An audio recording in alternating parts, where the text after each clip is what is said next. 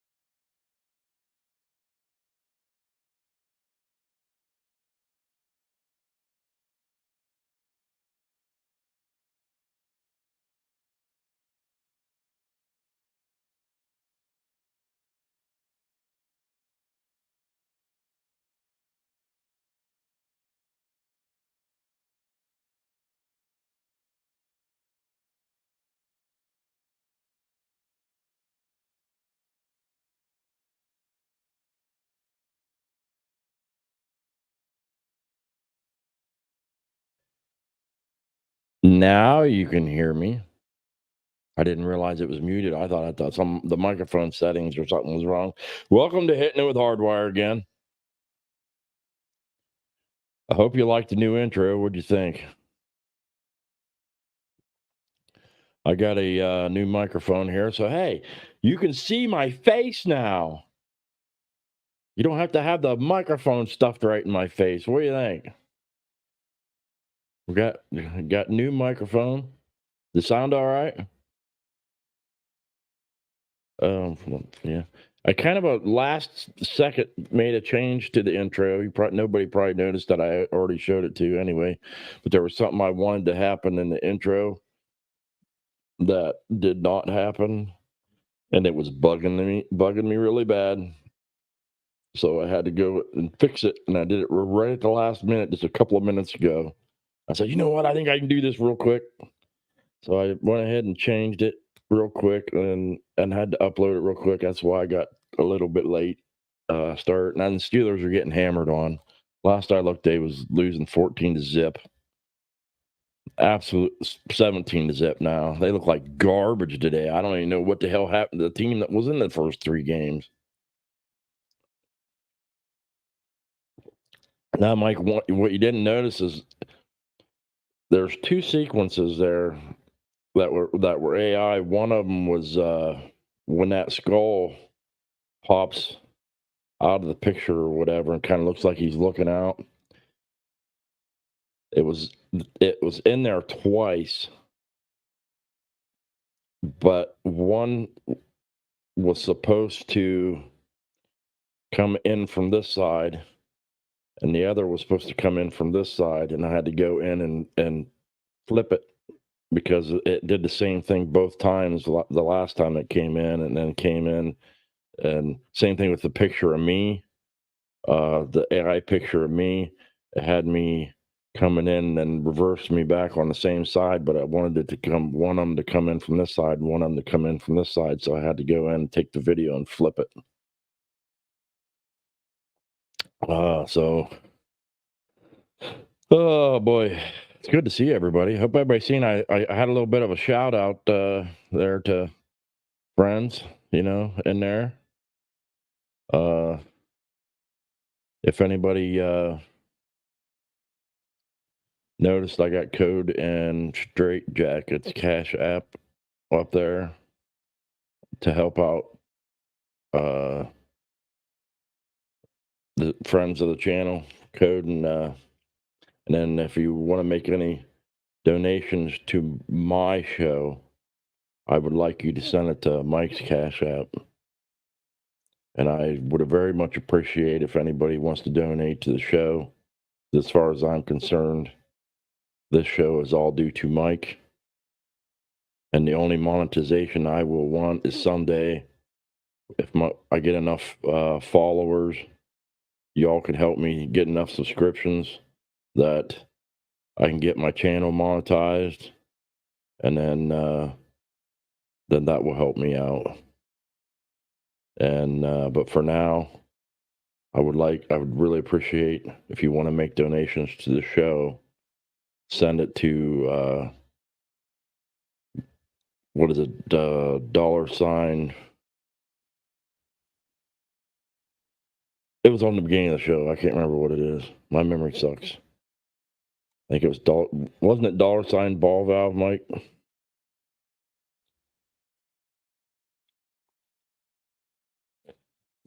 But I would really like if you want to make donations to the show, that's where I would like you to send them.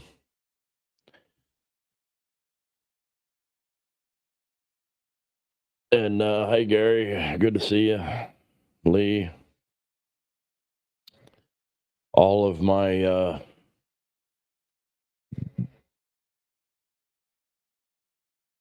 Ghost Eagles Improved Humor Palace. I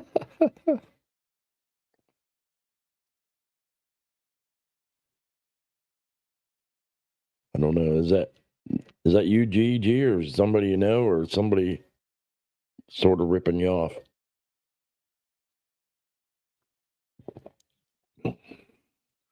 At any rate,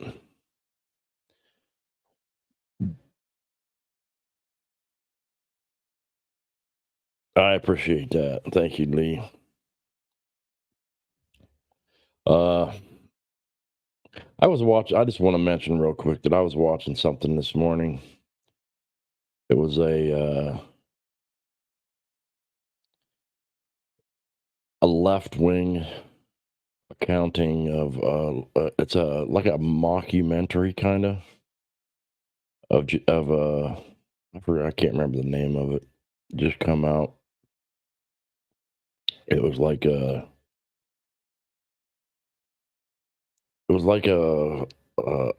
January 6th remake scenario of what would happen if they were doing a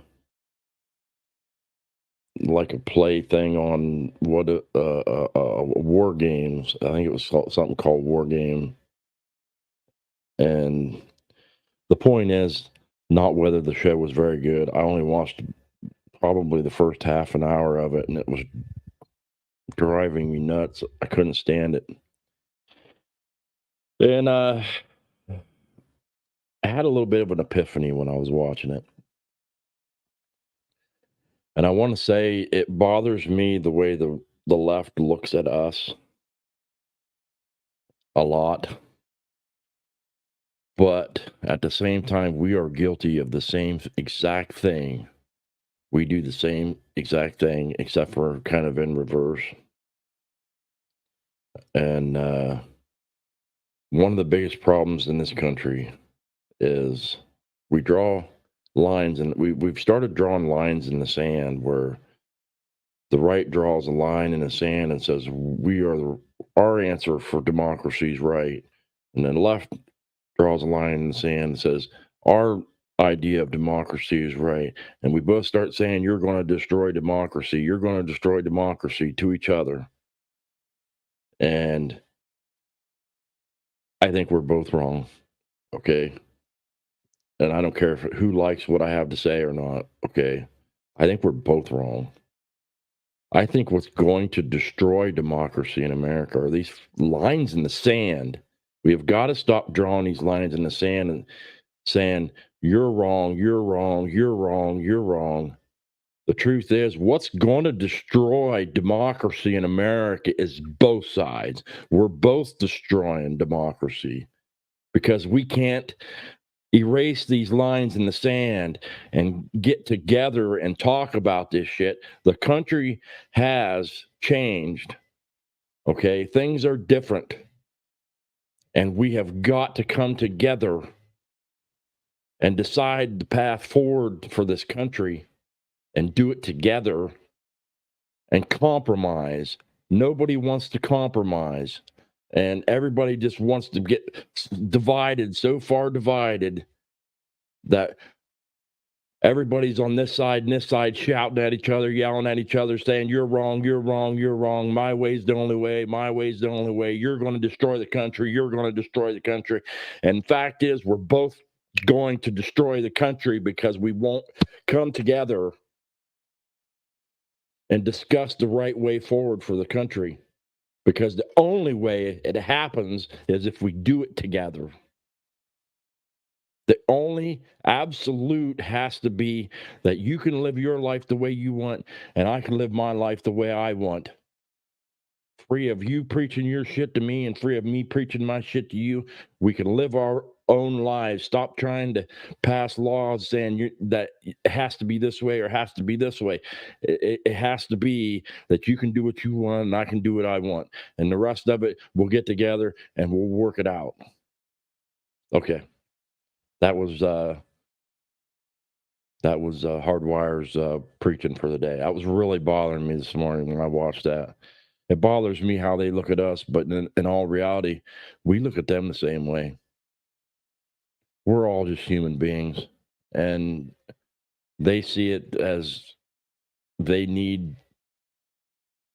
that we're crazy trying to push our beliefs on them, and we see it the same way. We're also much more similar than what people realize, and we got to stop telling everybody you're going to destroy democracy. Because the truth is, the only thing that's going to destroy democracy, because what is democracy? Democracy is when we come together and decide the way forward.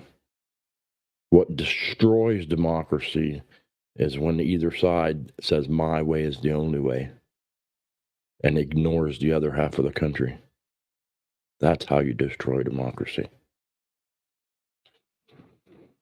Okay, I'm done with that. But that's something that came to me this morning. I actually had a little tear trickle down my eye. Just one little one. Beep. Man, this sucks. We're all killing our country. I love this country, and it hurts me so bad to see us destroying it. We're all doing it. We're all doing it. We're all guilty.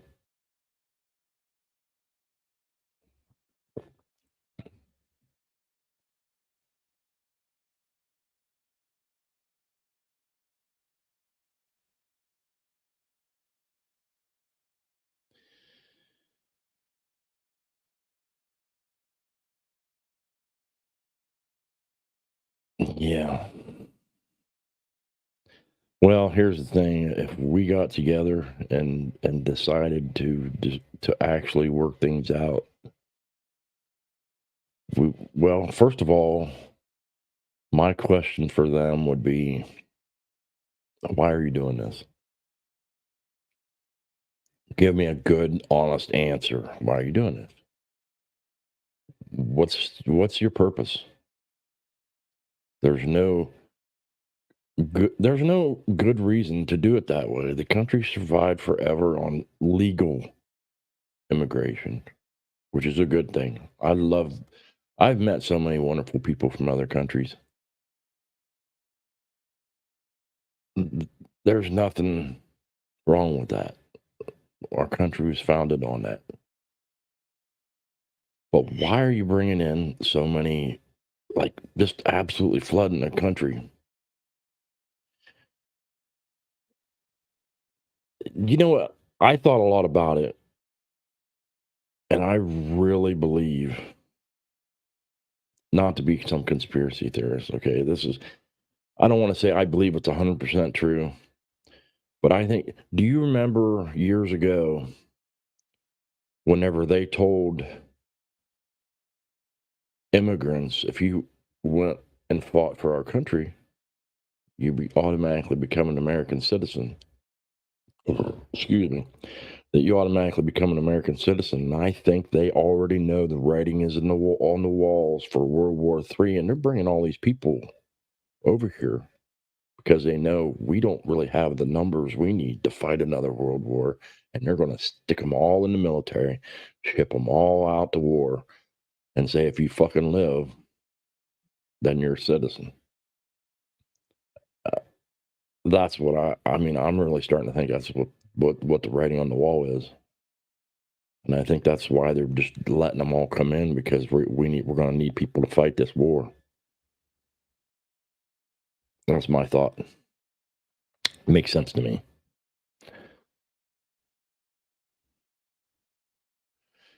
GG, I wanted you to send me an email. Let me bring up my email here. Where's that?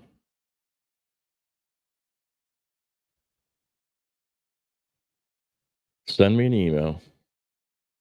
I want to talk to you about getting you on the show, because I would love to have you on the show. Shoot me an email and we'll talk about it.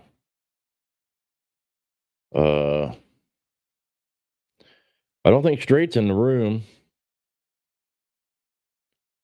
I know Straight and maybe GEG might be interested in my other microphones. If you want them, let me know and I'll send them to you. They're not the best microphones. They are XLR microphones, so you'll need a little interface box or a mixer board. But if anyone's interested, shoot me an email. Either Straight or, I'm thinking Straight or GEG, one of you two, let me know, and I'll send them to you. Free, courtesy of HardWire, because I love you, all of you. How do these new mics sound? Do these sound all right? They were twice as expensive as my old ones, but still not real good ones. They're a little less noisy, and they don't. I don't have to have them in my face up here so you can see me better, which I like. I mean, you probably don't like it. You're probably like, "Oh my goodness, look at that ugly mug. We put the microphone back up here." It sounds great once you take the mute off. I didn't notice it was muted. It muted I know what it did. What it does is automatically mutes it when you play a video, and it brought me in automatically after the intro video, but it didn't unmute it, which I thought it usually did, but that's what happened. Had a rough day yesterday. It was pouring down rain for a while when we was riding around all 3 or 4 of the local towns here, about 40 of us, and yeah, it's always great hanging out with brothers, but I am not a fan of riding in the rain. I had full rain gear on, and let me tell you what, rain gear does not breathe at all. So you usually end up wet anyway from sweat. Because I was sweating. I'm like, it was fine as long as we was moving, but every time we stopped somewhere, I'm just like, oh man. And then I wanted to take it off, but if you know anything about how it works, when everybody says, all right, load up, we're leaving, if you ain't got your rain gear on, you ain't getting it on, because ain't nobody waiting. They are not going to wait on you.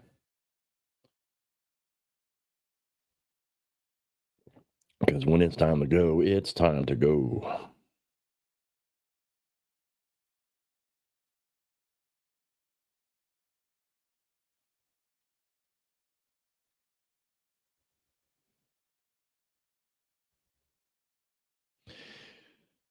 It wasn't too bad, the rain wasn't too bad most of the day and towards evening until night when I was on my way home. I could not see. And you know how clubs ride, we're up each other's butt, and side by side, and you can't see anything.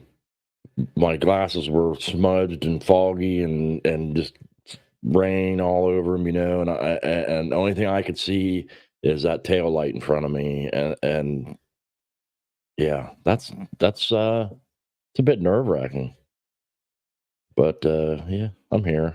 I lived. It's in the moment, it's a bit nerve wracking, but once you get home, it's like, well, hell, it wasn't that bad. It's easy to look back at it that way. And for those of you that I told about a close friend of mine that was just in a motorcycle wreck, I did get a chance to talk to his brother yesterday, and yeah, they said that he flew into the back of the car. They're not 100% sure, but he's diabetic, and they said his diabetes was sugar levels were at 500, so I think he might have passed out. But the girl stopped to avoid hitting a deer, and he went right into the back window. Apparently, had his face turned, and it split him predator style and split his face open. They said they thought he swallowed his tongue, but his tongue is split down the middle. And they said that both of his eye sockets were messed up and his jaw's broken and it was disconnected. And part of his, I know this is gruesome, and it bothered me when he told me, part of his face was kind of hanging down, and his eyes, like one of his eyes was like hanging down here. But apparently,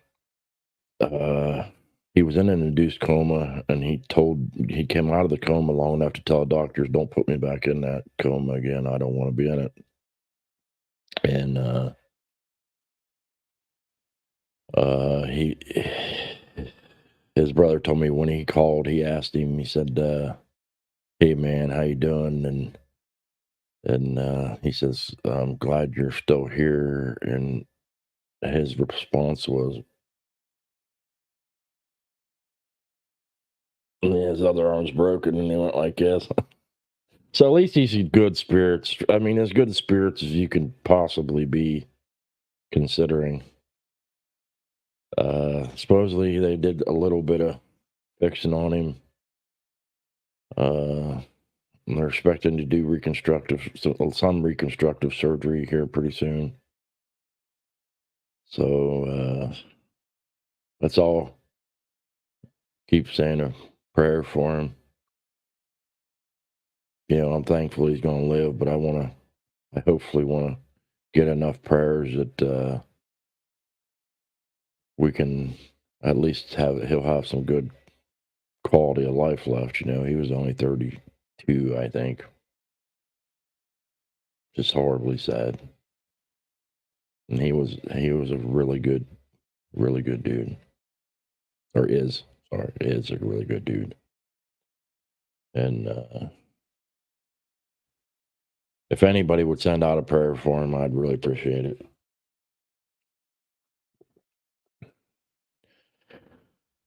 Okay, back to what I said the show was going to be about today.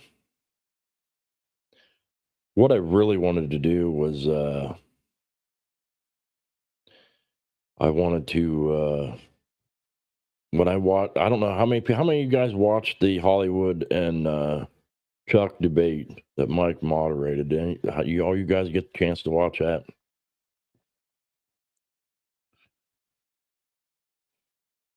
Uh, Yeah, I was trying to stay out of the comments. I said I was going to stay out of the comments, and I was not going to interject myself or attempt to interject myself. And turns out I couldn't help myself. I am a very opinionated person, if nobody's noticed that yet. And I have a hard time keeping my mouth shut. My mouth just opens, and I don't have a filter most of the time, and it's just like verbal diarrhea all the time. Blah, blah, blah, blah, blah, blah, blah, blah. Constantly. I'm always yip yip yip yip yip yip yip yip yip yip yip yip. And I'm extremely opinionated, and there's so many things I wanted to say. Some of the opinions they had, I agreed with. I was impressed a bit with not all of Hollywood's answers, but the thoughtfulness he appeared to put into it, and intelligence. Even though I didn't like some of his answers, they were intelligent answers. I was going to play it and go through and give some of my answers. I don't want to tell Mike. I know he was biting his tongue on his opinions of most of the questions they were going over. So I'll throw it out there, Mike. If you want to come on and get a chance to actually speak your opinions of those questions as well, you're welcome to hop on, or I'll just do it myself. But everybody, this probably will be a little bit of a long show, because I was going to have Mike send me the questions and just give my answers to the questions, the same questions that they answered. But I kind of want to remark a little bit on their answers as well. So it's kind of hard to do that without,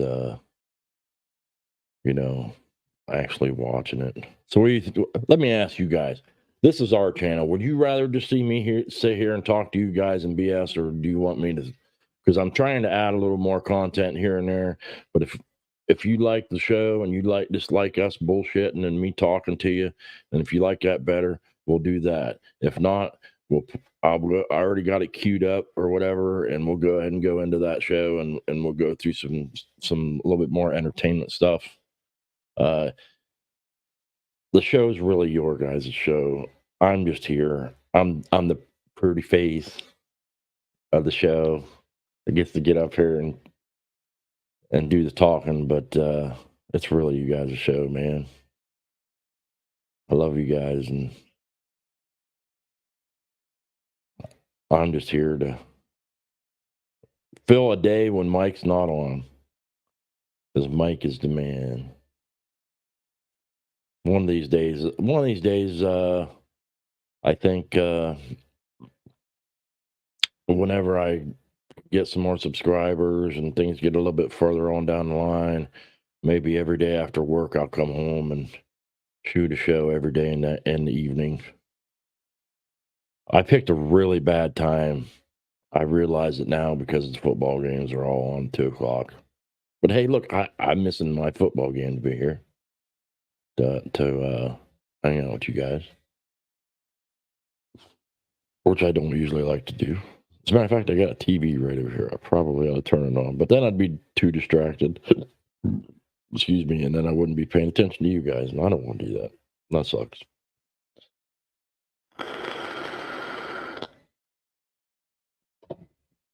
And I did already ask Mike, and he said I was welcome to use the video here.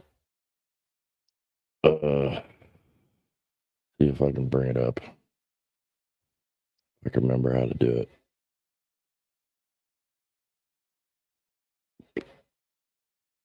There it is. And let me turn the volume down a bit so it doesn't. Earlier when I did this, I turned it on and blew my eardrums out.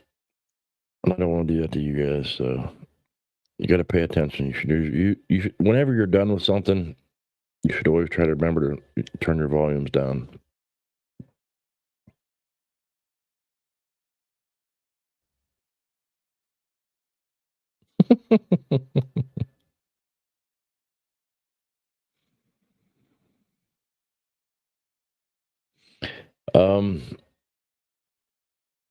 Mike, would you be interested? If you want to hop on the show and actually get a chance to put your 2 cents in on all these questions? I welcome you to if you want to. If not, then I'll just, do my own. See if I can remember how to do that.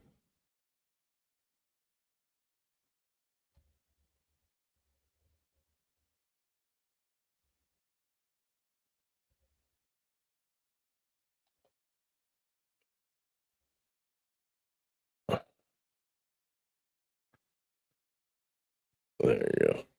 I still got to work on figuring out how to make admins for the chat people, because I don't have any. Hey, there you are. What up, gangster? What's happening? What's up? What's up? Here, let me fix it. There we go.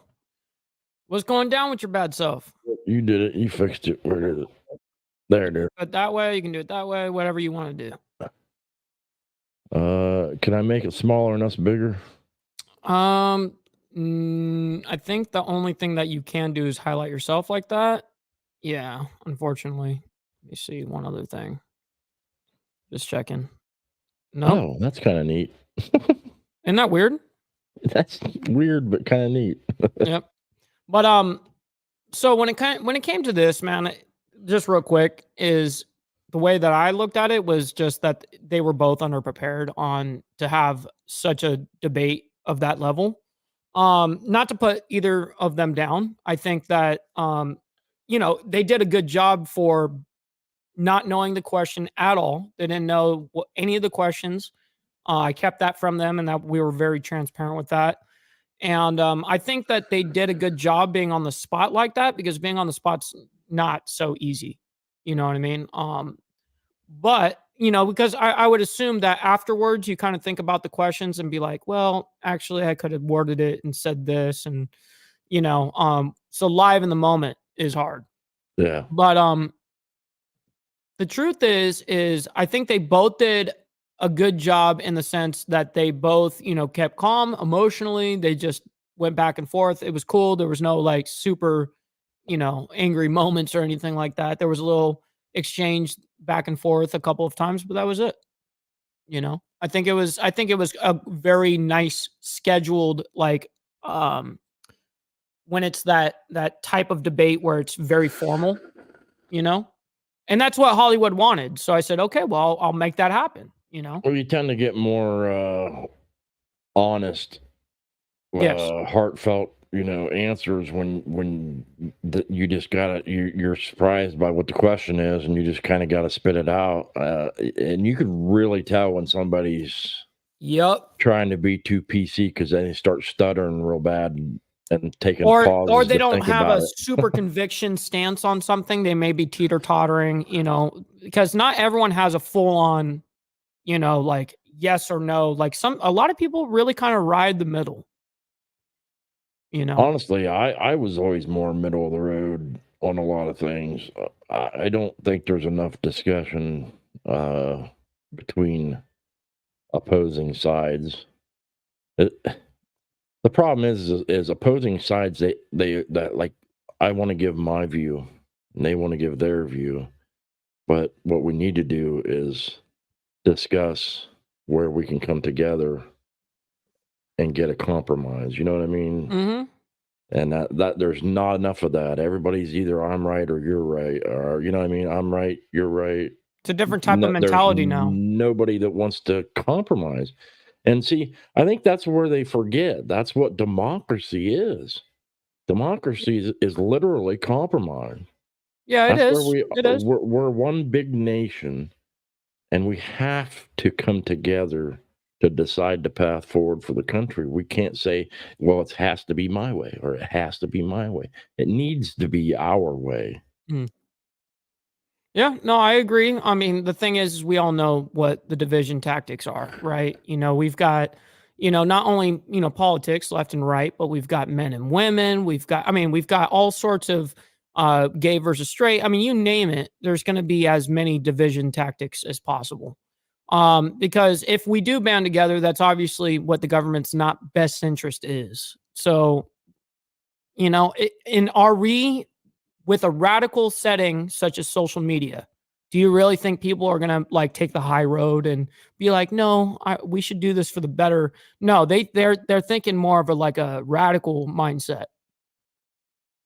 How long was this show? Honestly, I think it was about an hour and a half. That's a lot to go all the way through, though. Well, I think my worry is making our show or this show a little too long. I want to go through it, but you can do anything you want. It's up to you. I mainly want to go through the questions. Yeah, but I didn't know how to edit it. It's not easy. I mean, you can just skip through to where the debate really starts and then ends, and then after they leave, I don't know if you were around for the end, but the end was me and Hollywood talking about it. You know what I mean? Seen that. So, is there any way that you are able to bring it up and put yes, it up I can do that for you from yours, because I have it on mine. Yeah, give me a second. I'll help you out. I'm actually using a laptop, and I got that little laptop pad, and that is so much harder. No, I get you. I mean, I got it. I just need to. I have a computer, a regular desktop. I thought I'd be able to use this because it's a little bit more newer than my old laptop or desktop. Right. Okay, so there we go. Boom. That's my screen, right? So yours is off now. Okay, good. So real quick, hold on. All right.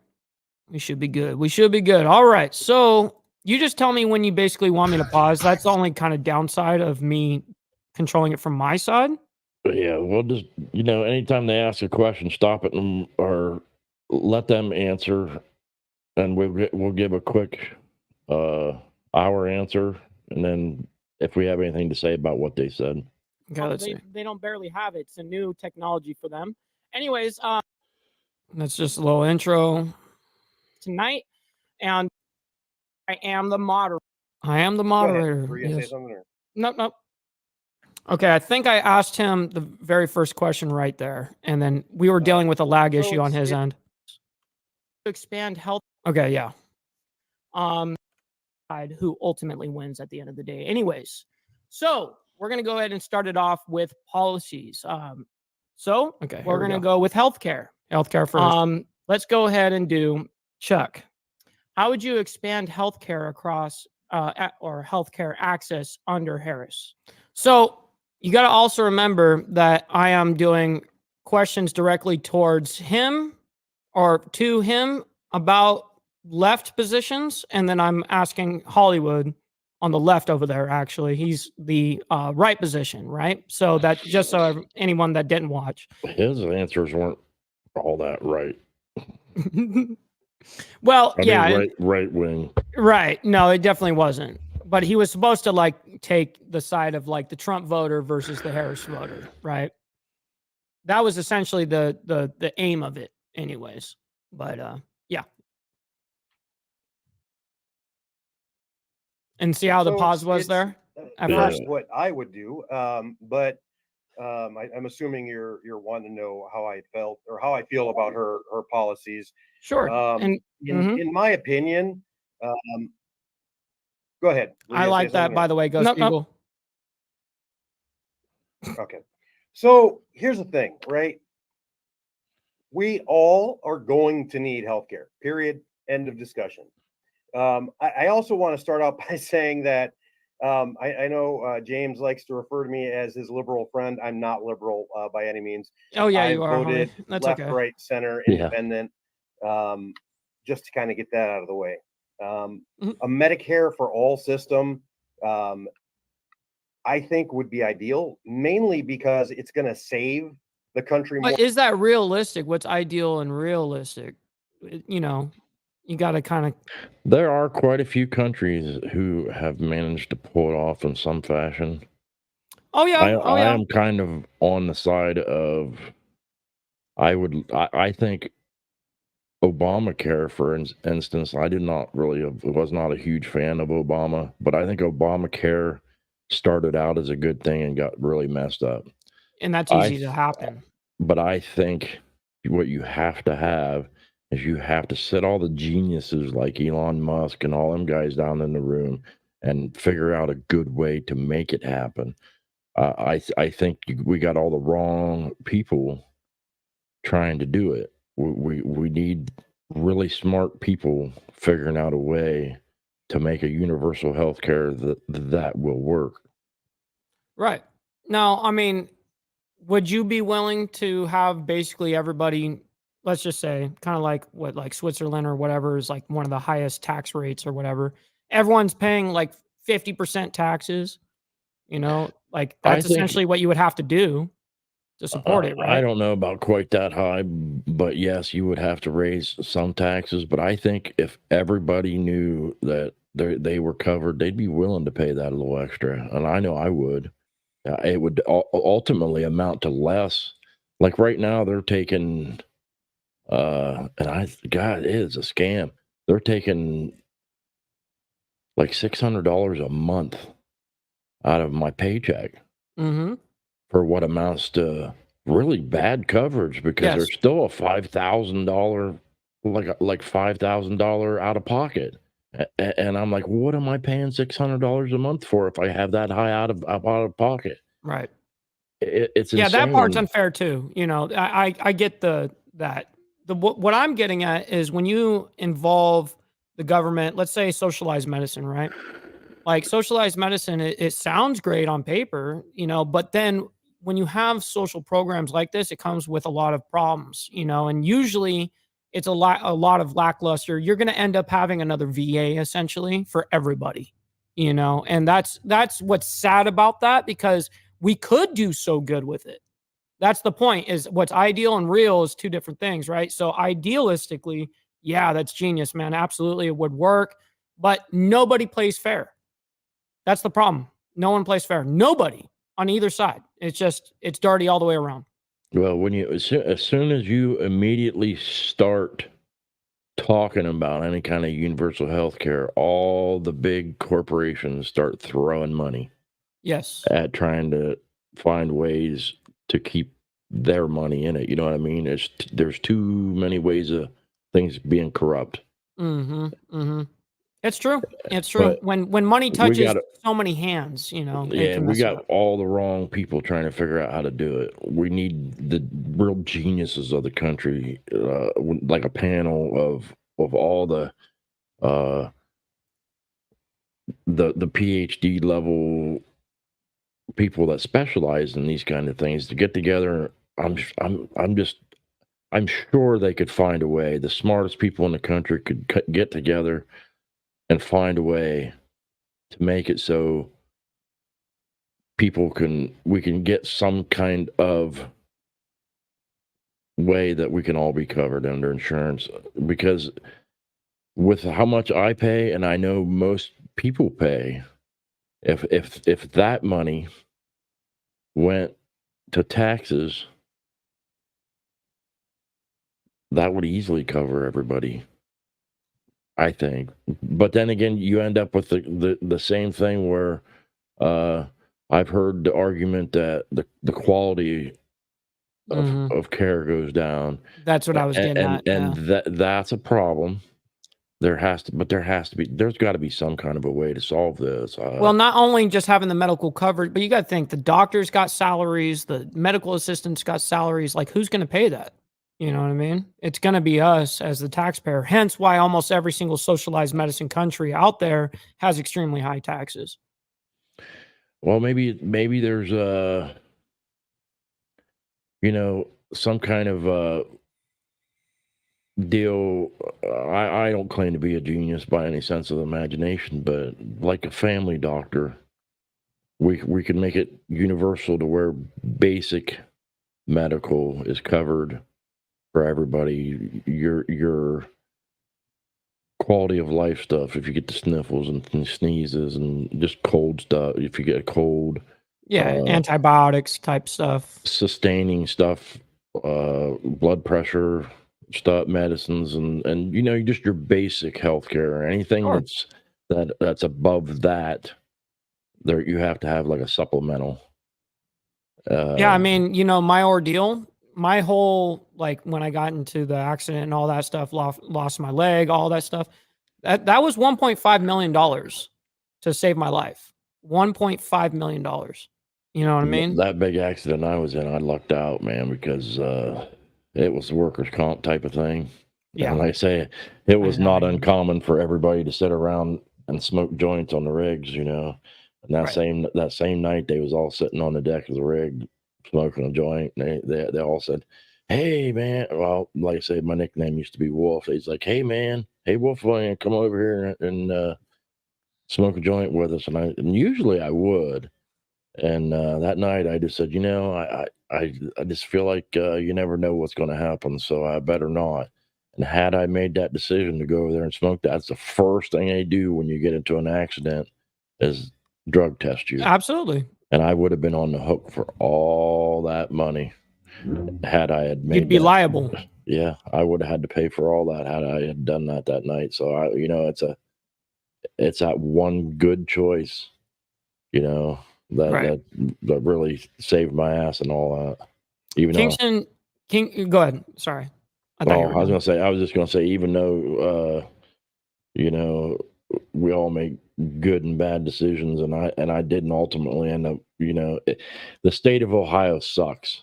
I was told a bunch of times if I had been in almost any other state, I could have sued the pants off them guys because they admitted that they knew the reason why that rig went over was negligent on their behalf. But in the state of Ohio, you cannot sue over negligence. What? You can't? Dude, No. in California, especially in California, right? But that was one thing about my career before I, you know, lost my leg, got in the accident, was if I was found any bit of negligence, my smallest, for the smallest amount of negligence is 15 years in prison for what I was doing. So if I fucked up and I was caught for any bit of negligence, I was going to prison. Guaranteed. Yeah. Yeah. When you're fucking around with oil and you're fucking around with oil in California, and it's 100% my responsibility. Like when I signed that ticket, it is 100% me. You know what I mean? To answer your question real quick, Kingston, the truth of the matter is no. Some scenarios you can get people like where you can sue them to, you know, whatever, insurances go after each other. I did have a private basically lawsuit against her, and obviously, you know, they just settled.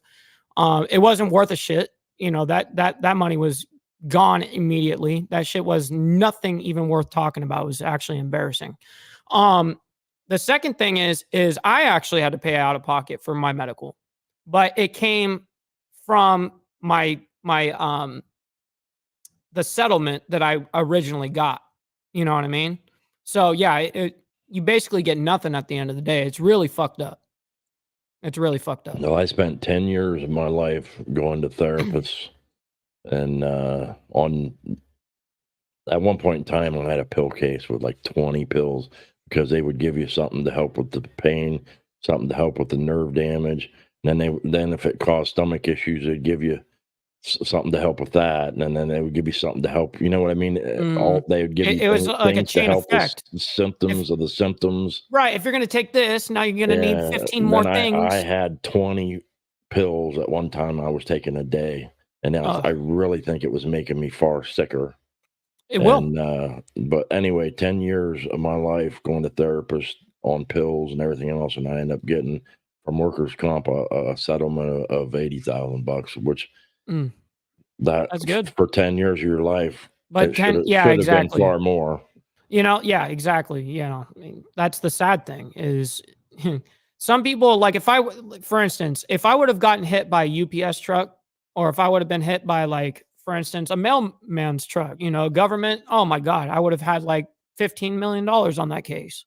But you can only squeeze so much blood out of a rock. And that's essentially what it was. It was basically somebody that, she was old, didn't have shit, drunk, not giving a fuck, and she didn't have anything. Hey, Barbie, good to see you. And Kingston, I saw was in here. Yep. That's a new one. Hey, thanks for Yeah, stopping by the show. Kingston's over there. He's the guy that's on Code Show all the time. Yeah, I was on Code Show the other day, and I said, you better show up on my show Sunday or else I'm coming after you. Damn. Well, Then I look, said, I said I was kidding, but... No, looks like you're going to have to go after him now, dude. Oh shit! Yeah, we're calling him out. No, I'm just kidding. All right, so let's go ahead and I guess move it over. Hold on. This one I was looking for. Yeah, this one. All right, we'll move it. And I guess I mean we covered medical right there. Do we really need to hear Hollywood's position? I don't think so. I mean, it's up to you. Nah, you can go ahead and move. We want to keep the show without drag it out. So I missed through. So it's gonna be Chuck. Okay, what reforms do you think are needed for immigration? Ooh, immigration reform. That was the next question. Immigration reform. What do you believe that needs to happen within our country, our government, for immigration, and how we're going to deal with that? I think it should be basically the way the system was originally set up is you build the wall, you have a limit of I don't remember what it was. It's like it was a certain number. I think it was only like 2,000 or something, or at least that's what it should be, of people that you are allowed to apply. And they've got to put a better definition on asylum, because being from a poor country is not asylum. No, you don't you're need right. asylum from that. And that's what most of them are claiming asylum from, is in an impoverished country. And that's just not asylum. There's nothing. Asylum is more from a war-torn country. Like they're getting carpet bombed right now. Like, yeah, okay, you're in the middle of a whole ass war. Like even then, I'm still. I mean, there's countries out there that they were taking in people for that exact reason, and then they said, nope, we're closing all. We ain't having nobody, no asylum. We don't care about our allies at this point. We got to focus on us. I can understand that. Can't be mad at it. At least for a little while, we're just gonna have to close the border entirely. I think until let in too many people, until we sort out what we have or are dealing with right now. That we've got so much here, and we can't. I believe there's got to be some deportation, and there has to be a path to citizenship. But it's similar to the path they've always had. You have to be willing to take there was a test, and you had to learn some English. Yep. And learn that test is still in place, by the way. Learn history, American history. And it drives me absolutely crazy when you see them marching through the streets, waving a Mexican flag or whatever country they're from, and you're here. Right. Why? I agree with this 100%. Your stance, I agree. I know where you're going with this. 100%. I agree. If you're coming to America and you want to be an American, why? That's your heritage. You keep your heritage at home and be glad of that. But be glad to be an American. You're becoming an American. That just drives me nuts. I agree with that sentiment. I'm very much about it's just. It is what it is. I just think that we've let in too many people in this damn country. We just let it wide open. Hey, anybody and everybody, you're all welcome. What do you think about what I said earlier? Do you think there's some kind of underlying motive that the government knows they're going to push us into World War III and we need the people to fight? No, I actually don't believe that. I mean, we don't even know where they are on the block, let alone be able to gather them up for some sort of war, or draft. We wouldn't be able to tell them they had to, but we could tell them, say, hey, this is you want to be an American? This is a quick path. Enlist in our military, and if you do one tour, you come back and you're a citizen. Yeah. You know, I they mean, did that. I can That's understand fighting, and doing, and actually that's something that I would actually advocate for, well, yeah. meaning that Well, I'm willing, if you're if they're willing to go to willing, war for this right? country, like, all right, like, listen, man, when you come back from that tour, you're good. You're You good. You know what I deserve to mean? be an Absolutely. American if you're willing to fight But do I for think that us. that's intentionally happening? No. I think that there is a motive, like you said, though. There is an absolute motive. And I believe it has to do more regarding money, pumping money, inflating money and shifting money because there's, let's say, people of asylum and or migrants.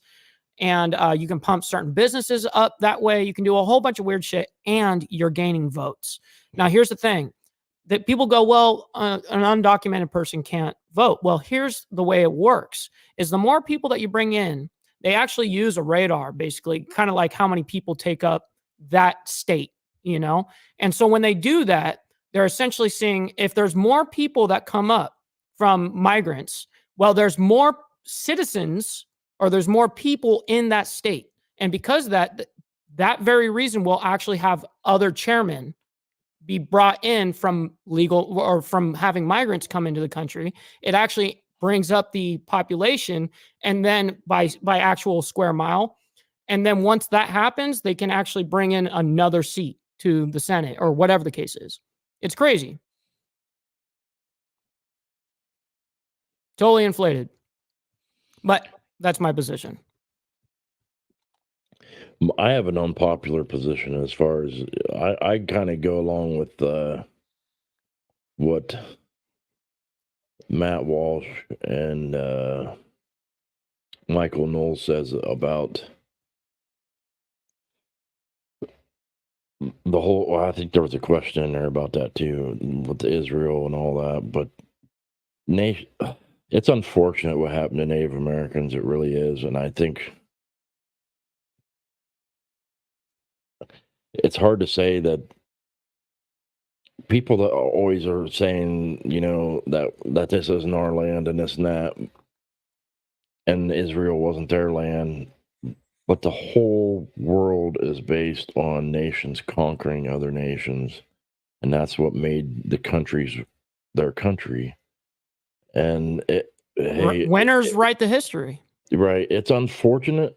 It's just the way it is. But that's how it went. It's our country now. All we can do is find the best way to coexist.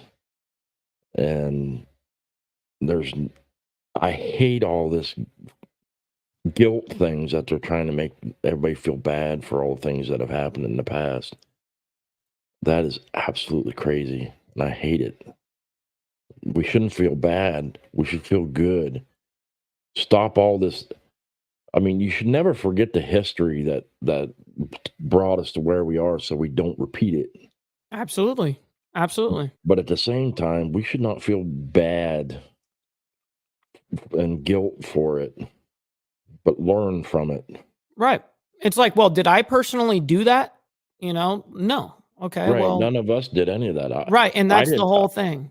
I didn't own slaves. I didn't go out and shoot Native Americans. Exactly. I didn't do any of those things. That was the destined way before you, obviously. And so it's very strange how, especially when it comes to ethnic groups. But you got to find out a good way to learn to get over it and find a way to make it better, to find a good way to coexist. I think the huge problem, one of the biggest problems is the warring and the fighting over past injustices rather than try to find out, hey, why don't we just learn to live together as Americans? This is one nation you just now. said it. You just said it. That's the thing. We're too worried about, African American, Mexican American, like all this shit. Fuck all that. Why do we do that? We've got to cater to everybody's feelings all the time. If we just kept it gangster and kept it straight and we just went, hey, we're Americans, all of us. The nomenclature changes everything. You know what I mean? So yeah, people are too divided in that. Barbie, I was actually looking not too long ago whenever Biden got elected to I'm gonna see grab if a beer real quick. I'll be oh, right go back. ahead. I was looking to see if there was any programs where other countries would help you move and move to another country, because I was starting to get fed up with the way things were here, and I kind of like the idea of moving to Scotland. Some of my family was from Scotland, and buying a house out in the middle of nowhere out in Scotland, and just not dealing with anything. I want to be a hermit. Yeah, I mean, shit. I kind of am. I've always been a homebody though. I've always kind of been that way. I'm Cheers to everybody. cheers. I should get a beer myself, but Go ahead. yeah, I'm upstairs. All my beer is downstairs. I don't think my You wife's gotta home. holler at the old lady or one of the kids or something. Hey, bring dad a beer. Yeah. Yeah, my old lady, depends on her mood. If I say, "Hey, will you grab me or hey, grab me a beer?" It'll either be, "Yeah, right," or "Sure." It just depends on her mood. Yeah, it depends on how she's feeling about you at that very moment. That's what it is. Mhm. Yeah. We got these guys. We got a good conversation. You reading some of these Absolutely. comments? Absolutely. They've got some really good stuff from See, commenting. that's crazy, Steve. I didn't know that. You know what I mean? But I mean, meaning that within Ireland, I wouldn't know the politics. Obviously, I don't live there. But that's crazy. You know, I'm sure it is kind of like we're living in one of the most radical times in history ever. I mean, the amount of technology we have, and just because of the technology aspect of that, of social media, just that alone, it makes people super radicalized. I'm not saying everybody, it doesn't radicalize me. I don't think. I mean, it probably does to a small extent that I don't even know about. But at the same token, I try my absolute best because I live real life too. I'm not just stuck, in that atmosphere of like doom scrolling on TikTok, just getting into crazy conspiracies. Like, man, and I think that people around the world are indoctrinated by this technology now. I hope I didn't mess anything up. I wanted to reverse my camera so it looks like I'm looking at you. No, 'Cause looks good. I looked like I was looking away from you, and I didn't think I looked very good. Uh, Looks better when I look like I'm looking at you. yeah, it's so weird how camera angles work like that. You know what I mean? Like, especially when I'm talking like this, I'm looking directly at my monitor. I'm looking at you. You know what I mean? Right now, I'm looking at you. Isn't that crazy? But then when I'm talking to you guys and when I'm doing that whole ordeal, like you guys see me look straight in your guys' eyes. But yeah, isn't that weird how that works? Again, Kingston, thanks for stopping in. I appreciate it, buddy. Absolutely. The thing that obsesses me the most is how our homeless citizens and veterans are greatly like they're treated like absolute waste and barely get the bare minimum help, if any at all, while illegals are being rewarded. Yeah. Where's Kingston? Where's Code at today? Yeah. Where is Is there an Eagles game on? He's maybe. Hey, you can have your computer or your phone watching us and still watch the football game at the same time. exactly. Exactly. The only guys that can't do it are the guys that are actually on the stream. That's it. Yep. All right. Hey, So yeah, let's since we go. got that, let's go ahead and check out now the next question. All right. Let's see here. I think I asked the next one right here. We'll see. Did I skip over it? I must have. Yep.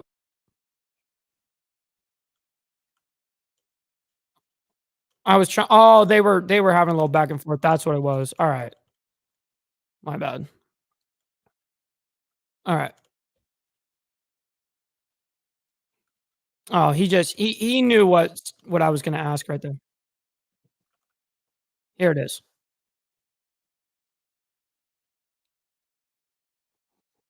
Oh, this is a reply back.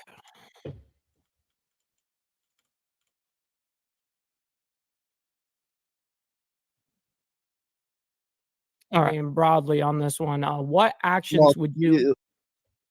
Let me bring it back a little bit. I thought I was on my screen. So now we're going to go ahead and move on into foreign affairs.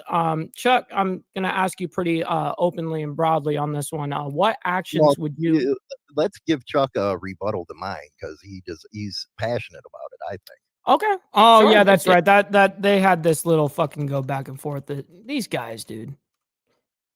Chuck, right now. Over into foreign affairs. So, Chuck, what changes would you make to strengthen U.S. allies? There it is. Did you hear it? I'm hearing a little bit of it must be coming from my headphones through my microphone. Oh, well, also check your microphone like plug wherever you plug it into, like a board or whatever. Kind of like pull and push it. You know what I mean? It for some reason, shit like that just happens. Oh yeah, I heard that little. Yeah. Mm-hmm.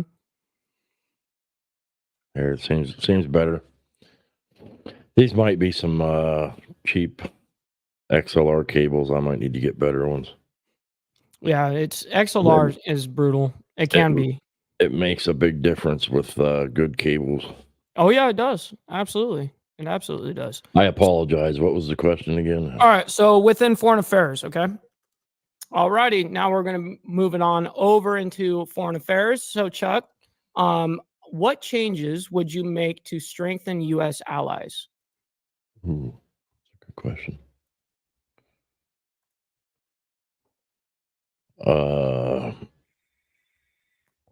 I think we need to sit us all down and figure out our economic relationships and tell everybody, if you want to start fights, that's on you. Really, it's not all for one. We need to one for all. If somebody attacks you for no reason, like Russia did with Ukraine, well, I don't know. The more I find out, there's a lot of history behind that they don't tell people. They don't want the United States to know about it because it doesn't play into their narrative. There's a lot of more history to that conflict than what they told people about. Yeah, foreign affairs is super, super like one of those ones that it's touchy because on one hand, like, okay, let's say we just stopped funding or we stopped buying or trading and doing all this shit for economic whatever. I mean, you can actually have full on World War III because of that. You know what I mean? So it's easy for us to sit back and go, well, we need to stop funding this. We need to stop buying this. We need to stop doing trade businesses over here. But you guys don't understand how deep those connections go and how long those deals have been made ago. A lot of it was born. A lot of those deals were before my even time. You know what I mean? You can full on nuke the entire world because you didn't want to send money or buy something. It's kind of crazy. Yeah, not to bring up my politics. Go ahead. This is your show, homie. My politics professor. Do it. In college, he always said he really believes another world war would be impossible just because of how intertwined the economies have become throughout the world. Because, especially with China, because we need so much of what they have and they need so much of what we have that to chop that off would be nearly impossible. That's what he used to always say. He always struck me as a very intelligent guy, but he was into the Democratic Socialism of America as an organization. It's like socialism, but it's more of a true democracy where if they want to pass anything, they put the Americans to vote for it instead of like Congress votes on all these bills. They would bring it actually most everything to the American people and have them vote on it, which I get some of what he's saying, but I don't know if I agree with it entirely. The whole system needs to really be sat down and kind of reimagined. I think it should be based on what we have now or what our founding fathers started with. But we really need to sit the most intelligent people down and modernize things without so much regular government intervention in things. There should be a lot less government. I believe just to pass a law, a federal law that says somebody that identifies as a woman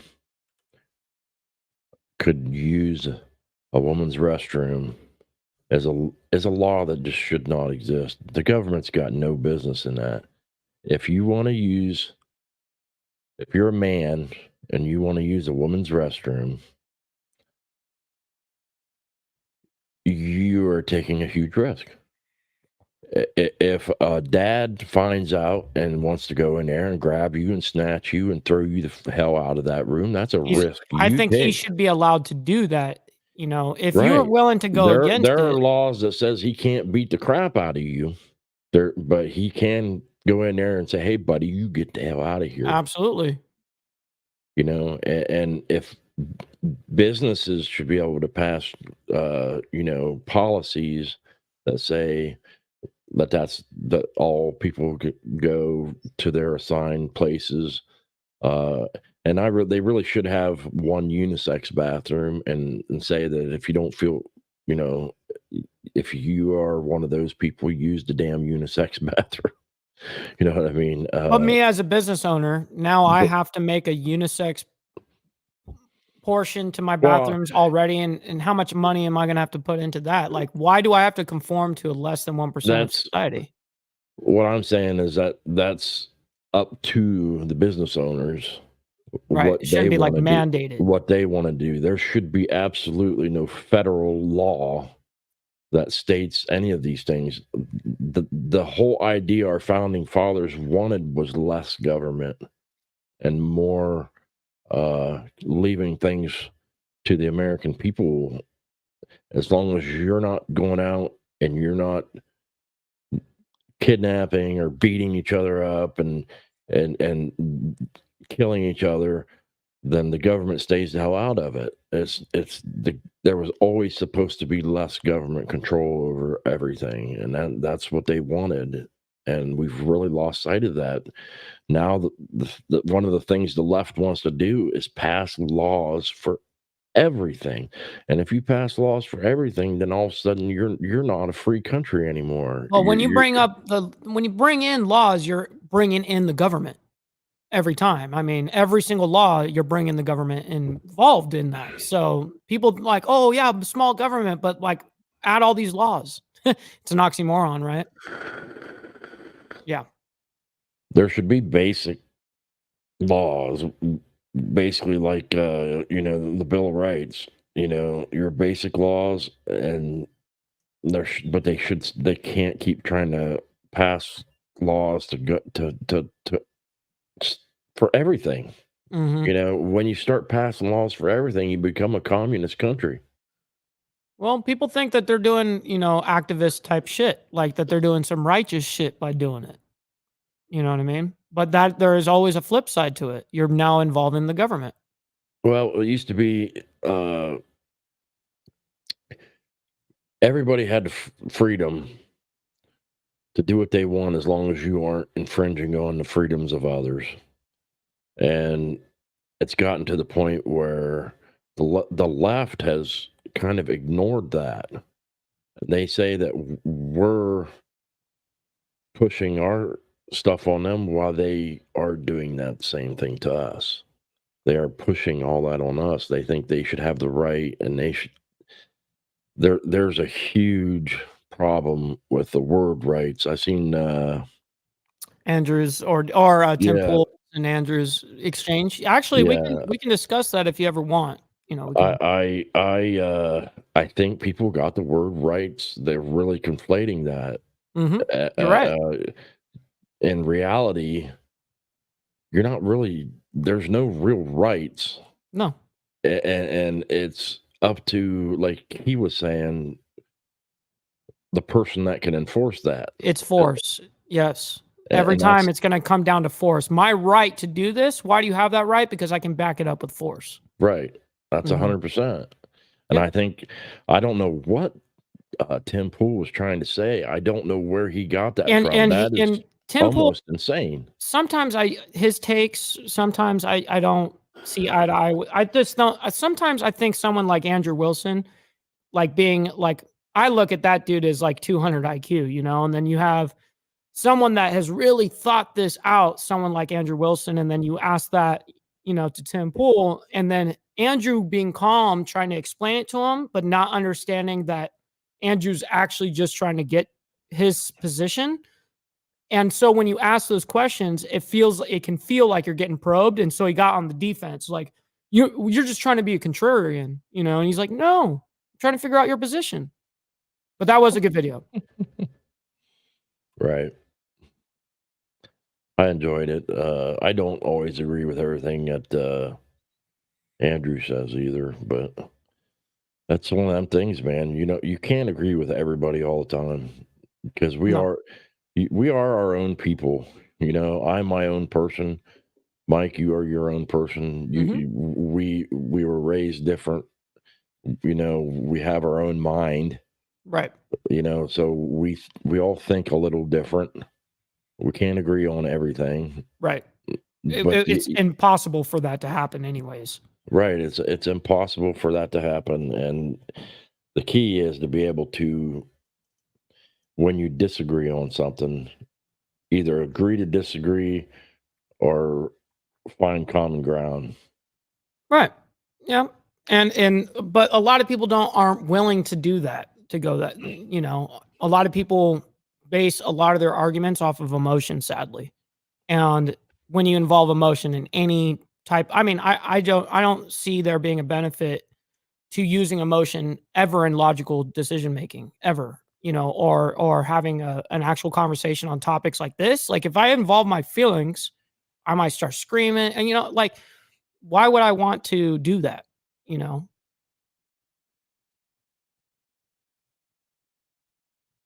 Yep, I agree. What was the next question they had on All right. there? I got it for you, queued. All right, let me bring it to this.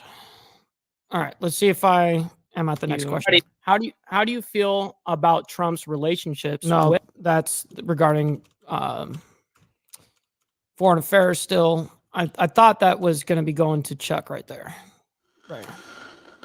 All right. The next one will be climate change. Climate change. All right. So, Chuck, I will ask you, what actions would you support for Kamala to fight against climate change globally? So, when it comes to climate change, as a question between us, I guess, is would you basically add, you know, more regulation to it, pull from regulation? Like, what would you do? Like, would you have the government fund it, not fund it? All the stuff that goes within I climate think we change. got to get rid of a lot of the government regulation. It's all it does is drive up prices. The only thing you have to do to an extent is control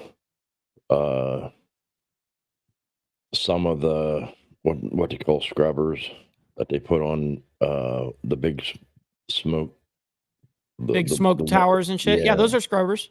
You got to have those on a lot of the things, but the government right now is trying to overdo our country whenever there's so many other countries that don't even participate in it.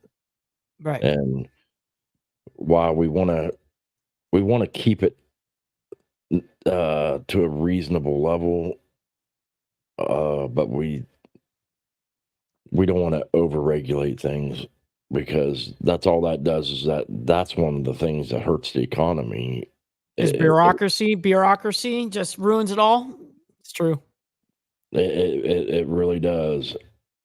The government, you think they try to rule our lives. You should see all the things they try to rule over Corporations and shit. corporations and businesses. Oh yeah.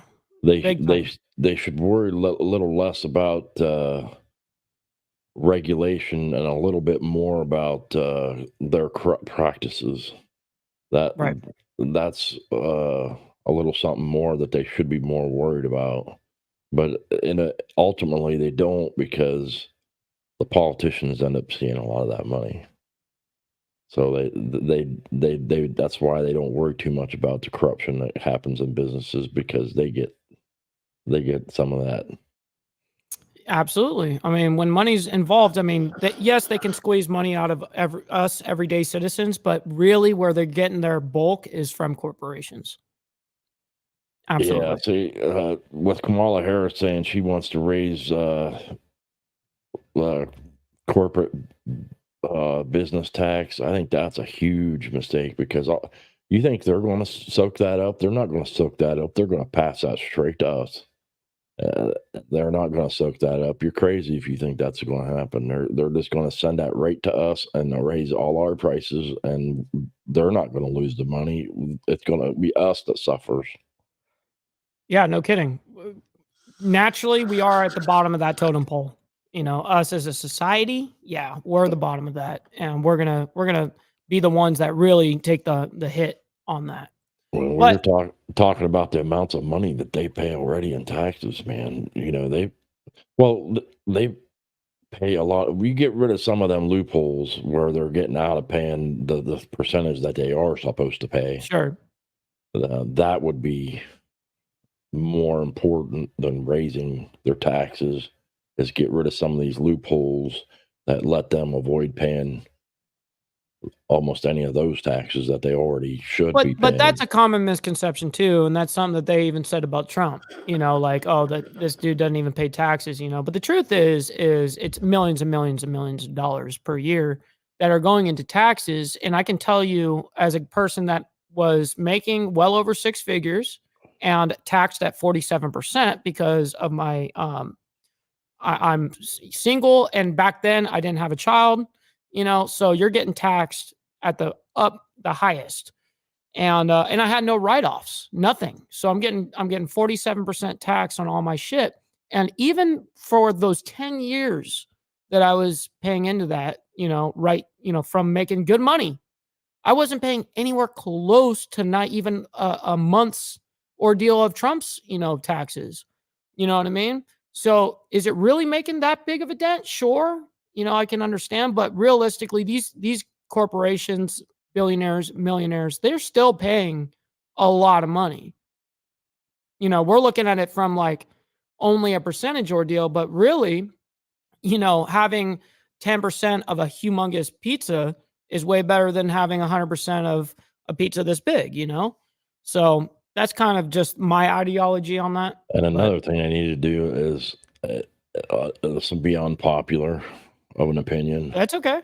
but I think they need to get rid of a lot of these earned income credits.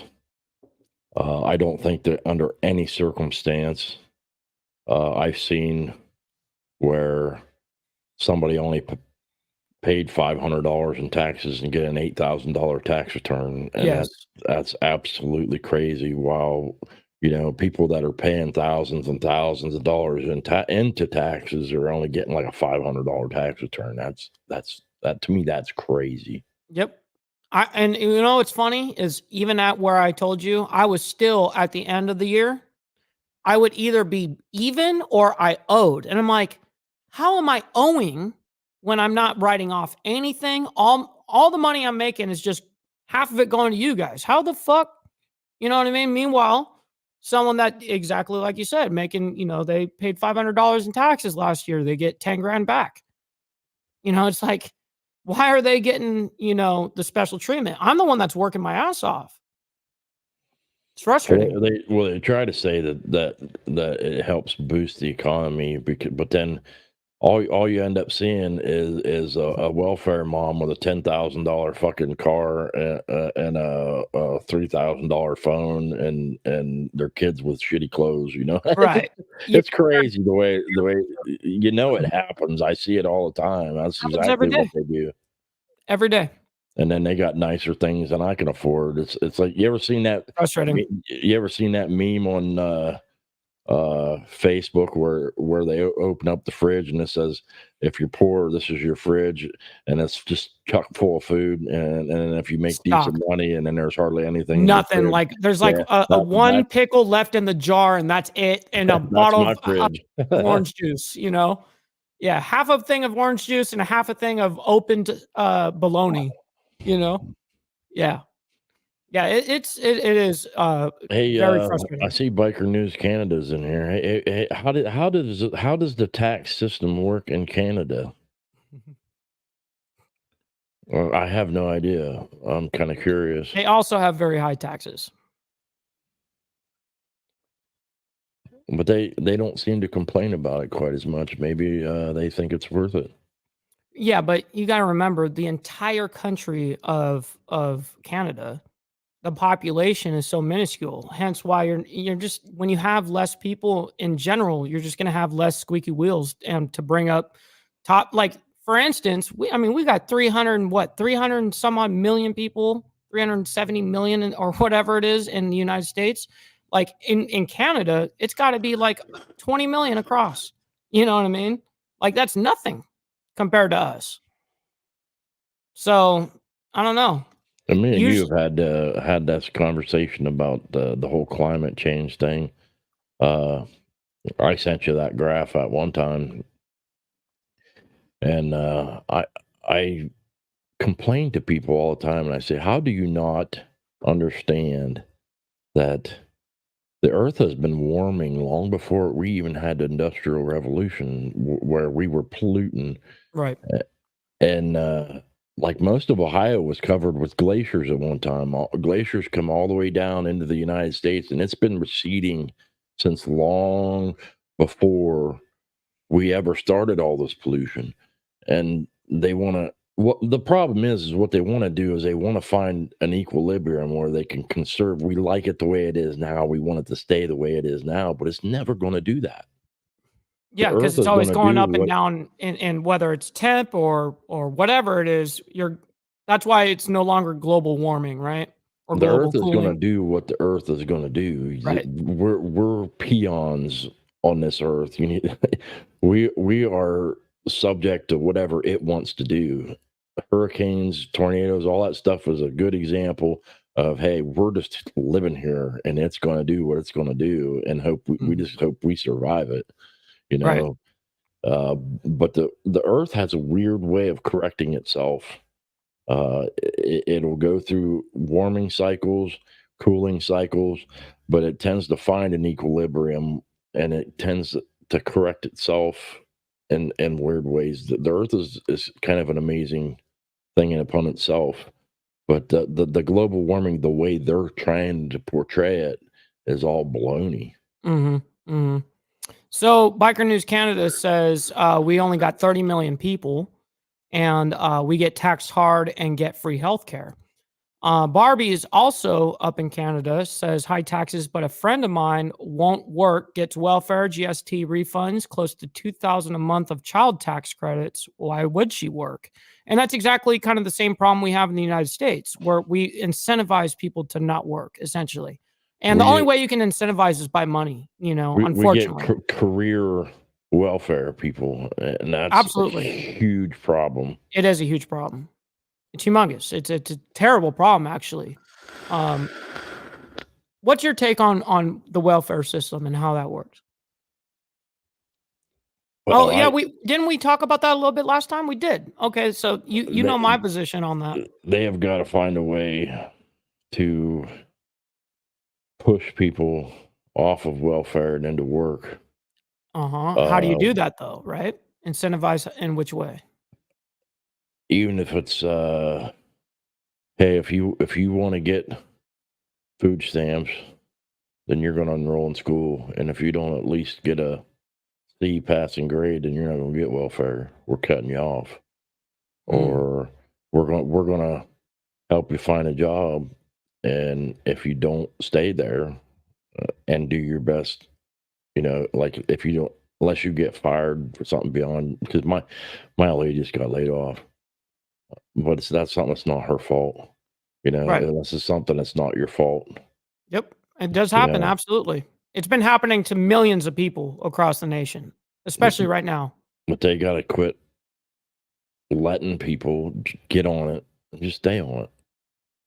I I mean, agree. every time they start a work program to make them earn it, they don't.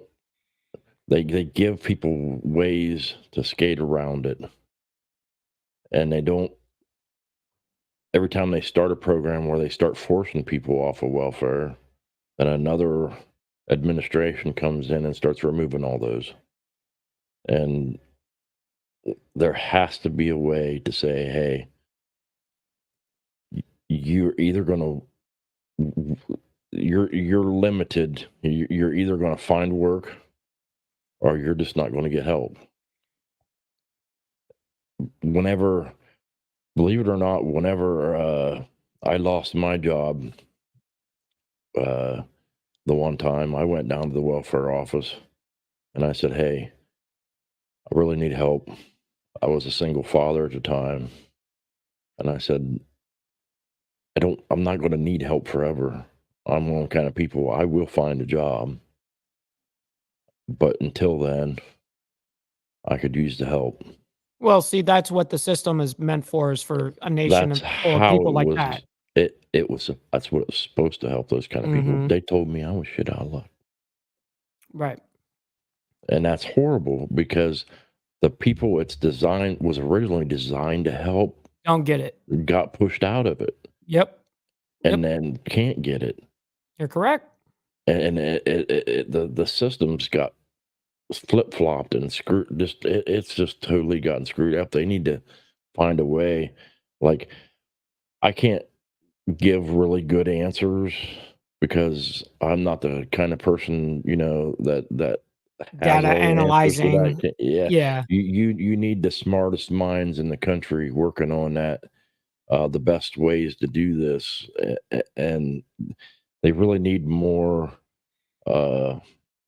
panels, or I don't know the word for it, like a 10 of the smartest people sitting down in the room and hashing this shit out, and then giving 3 or 4 plans and submitting them to the president and Congress and saying, here, this is what we think, and then let them pick one and try implementing them. You never really know which is going to succeed or fail, but you don't know if you don't try. And they're not even trying to No. revamp it. There's so There's many no things. incentive. There's no incentivized reason for them to do it. Like, why would they?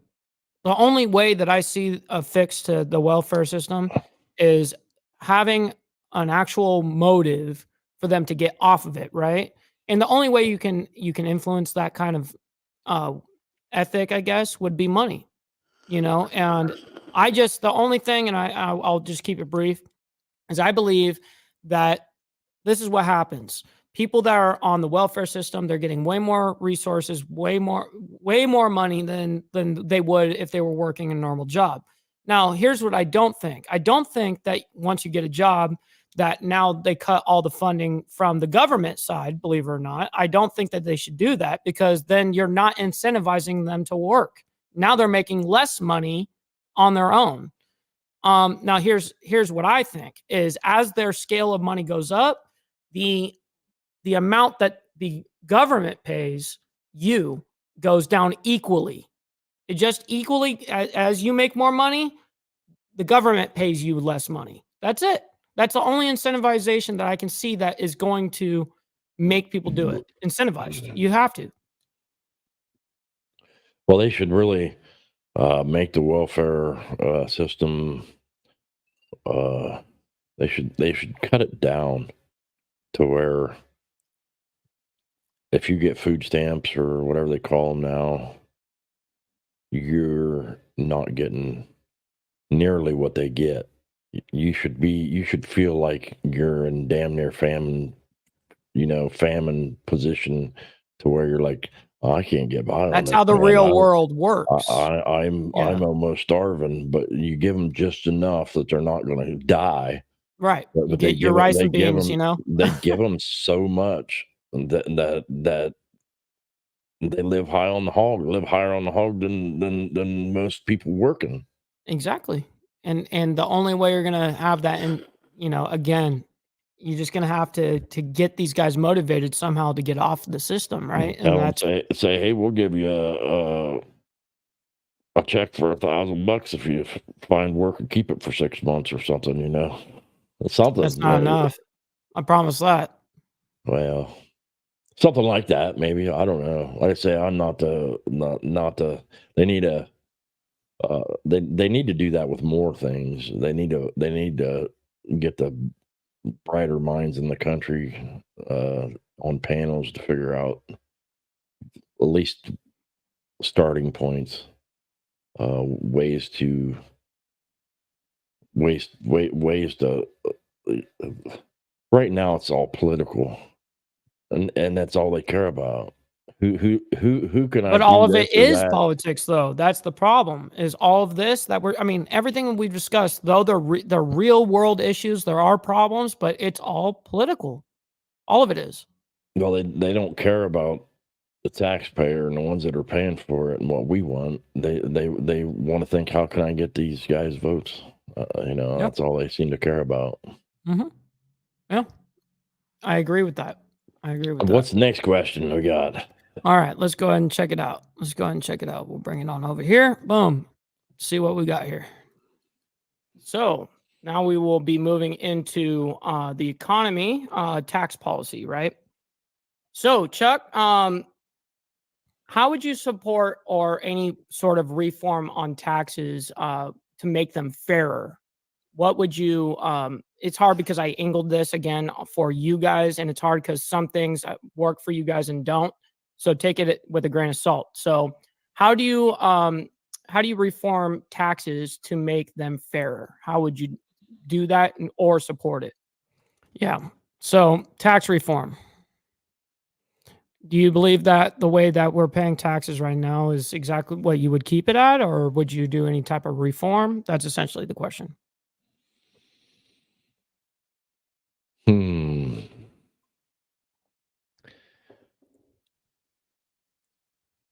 From what I understood of the kind of the flat tax thing that they was talking about a while back, Mm-hmm. I thought that wasn't a bad idea. I think there's got to be kind of a little bit of a mishmash of things, but the way they're doing it now, it kind of goes in the line of what I was saying before with you got to close a lot of these loopholes so people actually have to pay the taxes that they should pay. They're making too many loopholes for big businesses, so they don't end up having to pay. That's why they're not paying their fair share. It's not, hey, let's raise their taxes. It's close the loophole so they have to pay the taxes that they're already supposed to pay. And as far as regular, like middle class,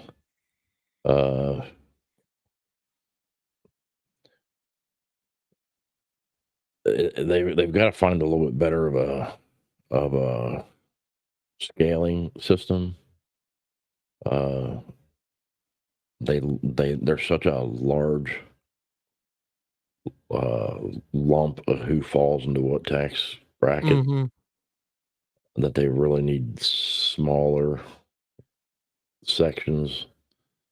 I don't think it's really fair.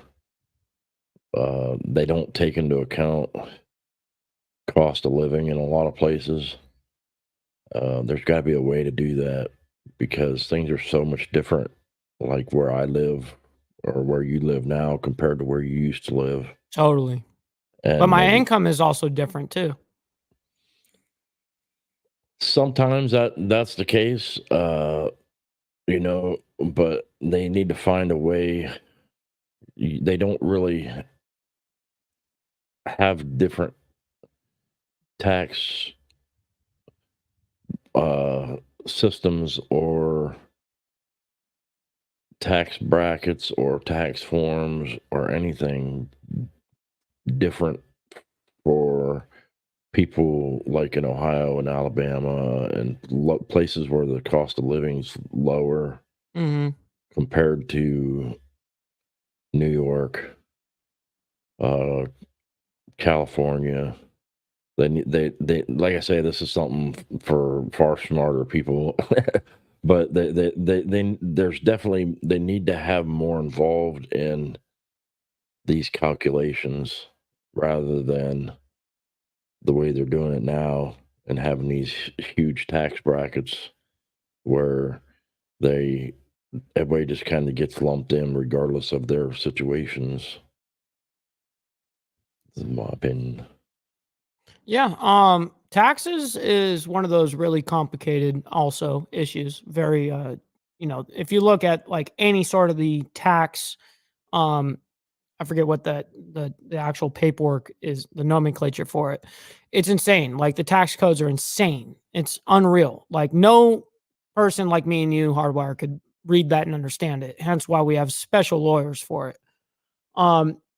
First, I think that we should bring that down from 90,000 pages or whatever the fuck it is down to, maybe 100 pages, truthfully, I just think that bureaucracy also got in itself involved in taxes. Of course, it's going to get rid of all that shit. Now, believe it or not, I actually think now I know the arguments towards, flat taxes and stuff like that. I understand the arguments. People say trickle down economics don't work, but it does to an extent. And if we were to do a flat tax of, let's say 10, 13% all the way across, like let's say we got taxed at 10% for easy math and I made $1,000 that year. Well, I pay $100. You know what I mean? If that guy makes $1 million, he pays 100,000. I don't really see the problem with that. And I understand that people will fight that, the whole Nixon ideology, that whole ordeal with trickle down economics and stuff like that. And yes, people will get their hands dirty with that shit. Of course, they already are dirty. They're dirty as hell right now. I just don't see how me getting taxed at 47% is actually doing us a justice. And then someone that is, that pays, $500 like we discussed earlier in taxes for the year, and they get back 10 grand. Like that to me that's crazy. That's insane to me. Well, one of the other things they need to do is trim a lot of the fat, man, because our taxes are paying for a whole bunch of shit that it shouldn't be paying for. It's true. I mean, it's our money. We should have a little bit more say in what these morons are doing with it. Well, you would think that we would.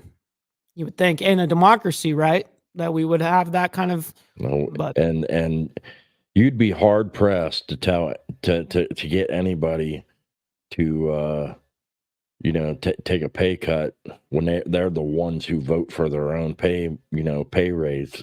And that's what government does. They vote for their own pay raises. That's insane. Yeah, the people crazy. should vote for how much money they make. And if they want a pay raise, they should have to go to the people and say, "Hey, you're the ones that pay us. What do you think? What do you guys think we've done a good enough job for us to make a little bit more?" I don't think they've done a good enough job Yeah, to get that's the anywhere question. near the money that they make.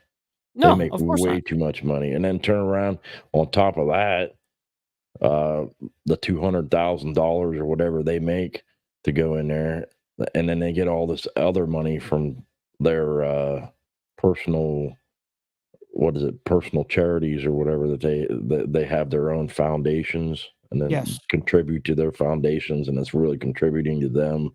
Like the Clinton Foundation. Yeah. They have really got to find a way to remove a lot of this extra money from what they're getting paid. But back to the tax thing, we should have more say in where this money goes. There's so much fat in the government where our taxpayer dollars are absolutely wasted. Lining we, other people pockets, right? we would not have to pay as high a tax. Our taxes should go way farther. When you think about how many people are in this country, and if we can get most of them working and paying taxes, that's a lot of money, even at a small tax rate. But then the argument is going to be, well, the younger generation doesn't want to work. Even Because what happens when, taxes work in a working society, right? even with the amount of people that are working in this country, I don't know exactly how much influx of money the government gets in taxes, but I'll bet you it's an astronomical amount. Of course. You know the kickback is real. You know that they've made, I mean, listen, if corporations are going to find loopholes in tax codes and shit, you think that the government isn't using it to their own advantage? I'm pretty sure that they got a thing.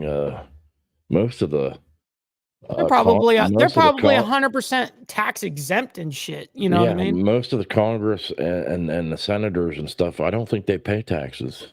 I don't think Yeah. they have to. Yeah. I Tell think me that's part of the that's job fair. perk. No, tell me that's fair though.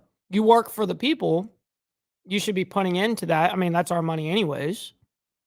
So isn't that crazy to think that they're not having to pay any taxes?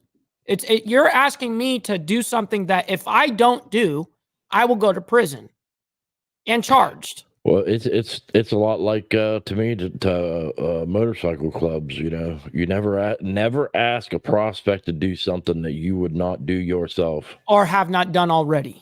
Oh, yeah. Absolutely. And that should be that way of our government too. It should Any be. one of them senators or congressmen, if we got to pay taxes, you should too. And if we got certain things, some of them, if they're, what was it my politics teacher used to always tell us, if they're on their way to vote, they're actually immune to most laws, Mm-hmm.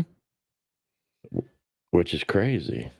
They could do 100 miles an hour down the freeway and get pulled over, and that's sorry, we're on our way to vote, and then they're just pretty much immune to they're immune to laws when they're on their way to vote or something.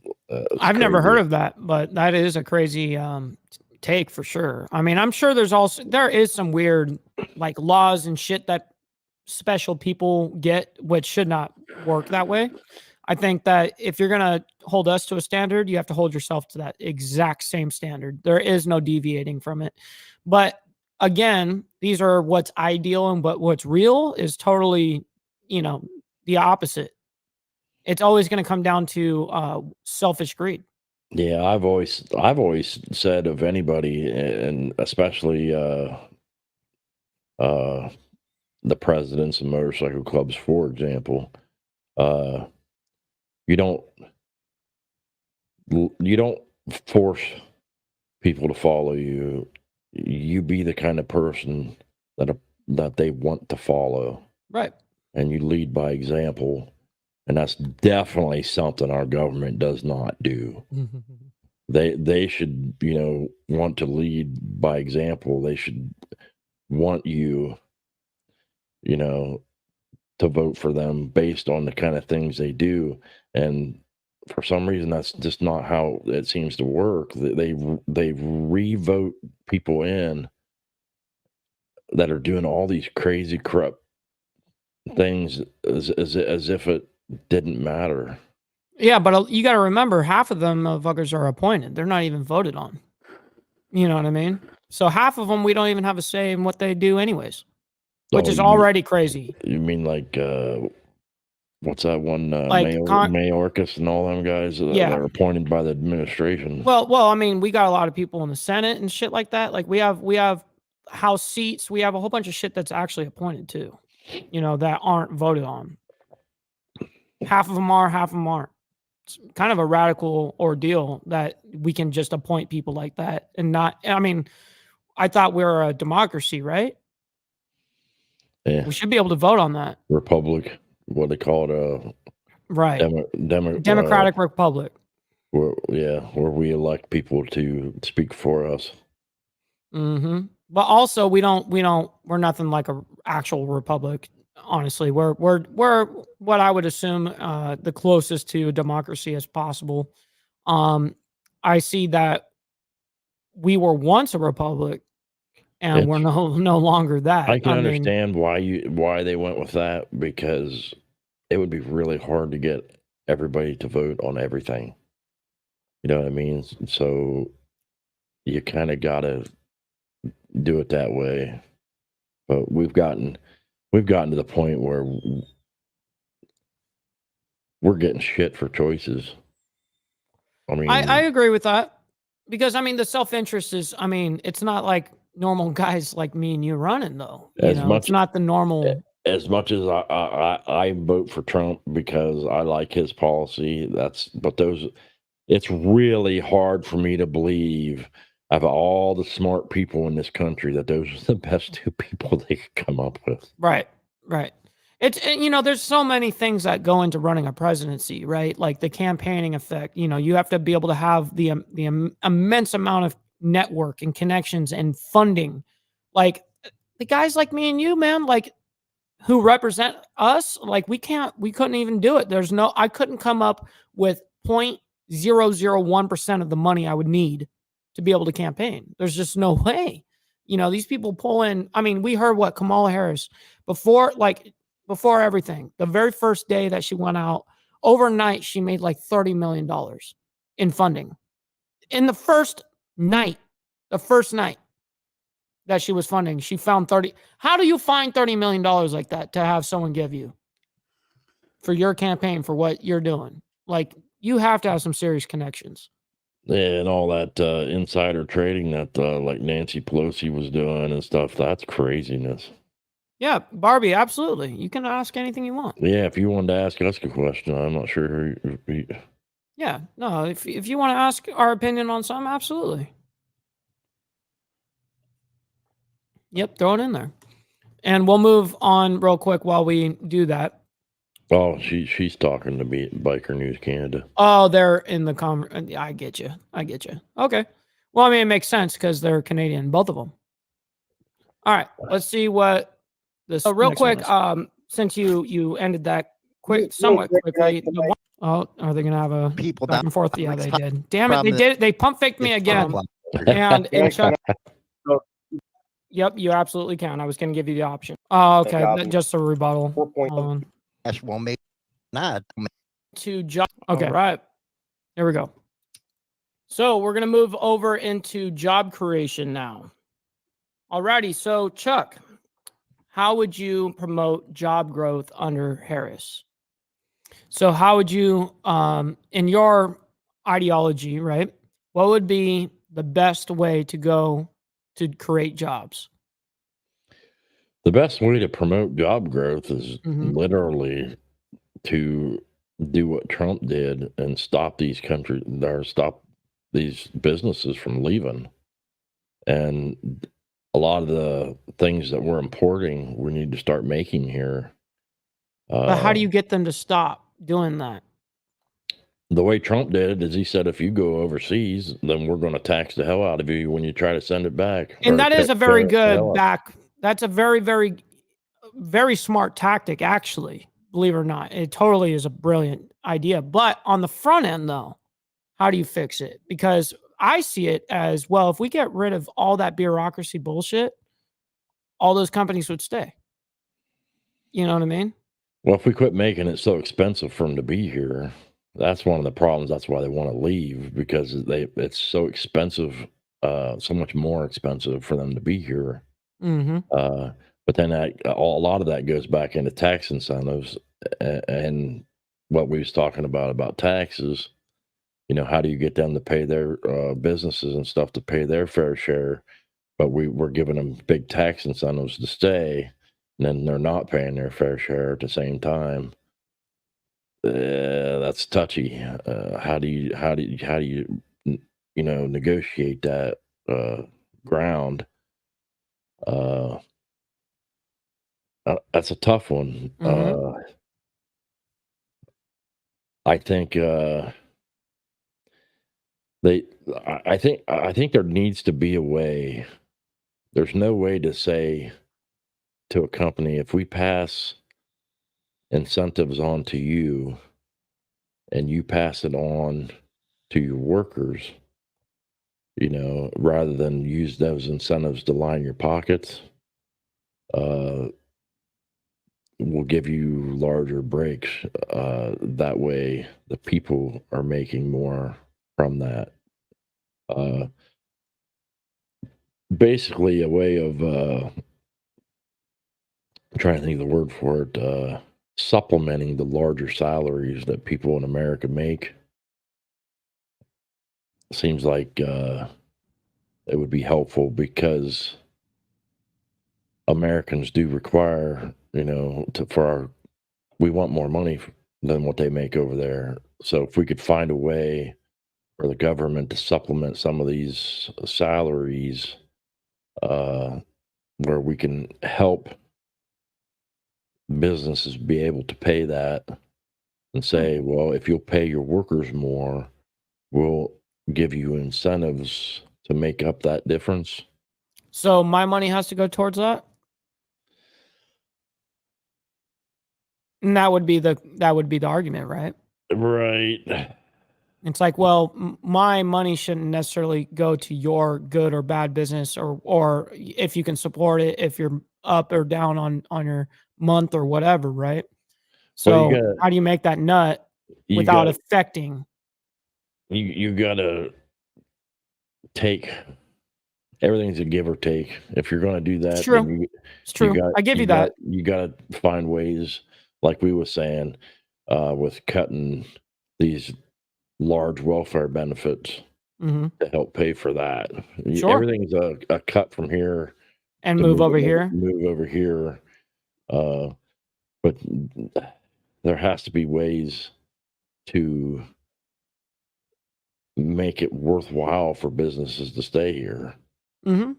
I agree. There's so many very nuanced things that are kind of beyond most normal people's understandings of how these big businesses work. But what bothers me a lot of times is how, whenever the businesses get breaks and get this and that, it's all used to line their pockets instead of passing it on to their people. That's the argument towards trickle down economics. That's the exact, like, even though I told you that's what I would support, is basically a flat, tax. But the thing is trickle down economics.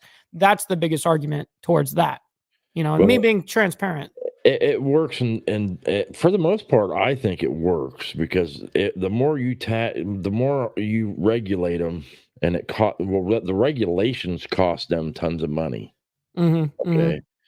so you start removing them regulations, and it makes it cheaper for them to survive here. Okay, and like I was saying earlier, they're going to pass that down, the expenses down to us. They're not. We're going to pay higher prices. It's going to cost us the money. They're not going to suck up that money. There's just no way they're going to do that. So if you make it so, but that's where I'm trying to say that we need to find a way to tell businesses that if we're going to save you $1 billion, you got to pass that on somehow. 50% of that down to your workers, your employees, right? That I can get down with something like that. That was an interesting take for sure. Yeah, because you got to somehow make it. Sometimes you got to force the hand, and I can understand that aspect as well. But Barbie asked a very interesting question, and I want you to answer without me saying anything, my opinion, or any of that. So, do you guys have any concern that Trump could do damage with the 4-year Democratic voting process if elected? I'm not sure what you mean. So basically, do you see that what she's getting at is that there could be either an attack on democracy or that the voting whole ordeal, like the voting process, all of that will be affected in a good or bad way because there is such controversy around the election itself. I mean, they've already made Georgia, they've already said to Georgia, because they're known as the #1 corrupt state regarding that.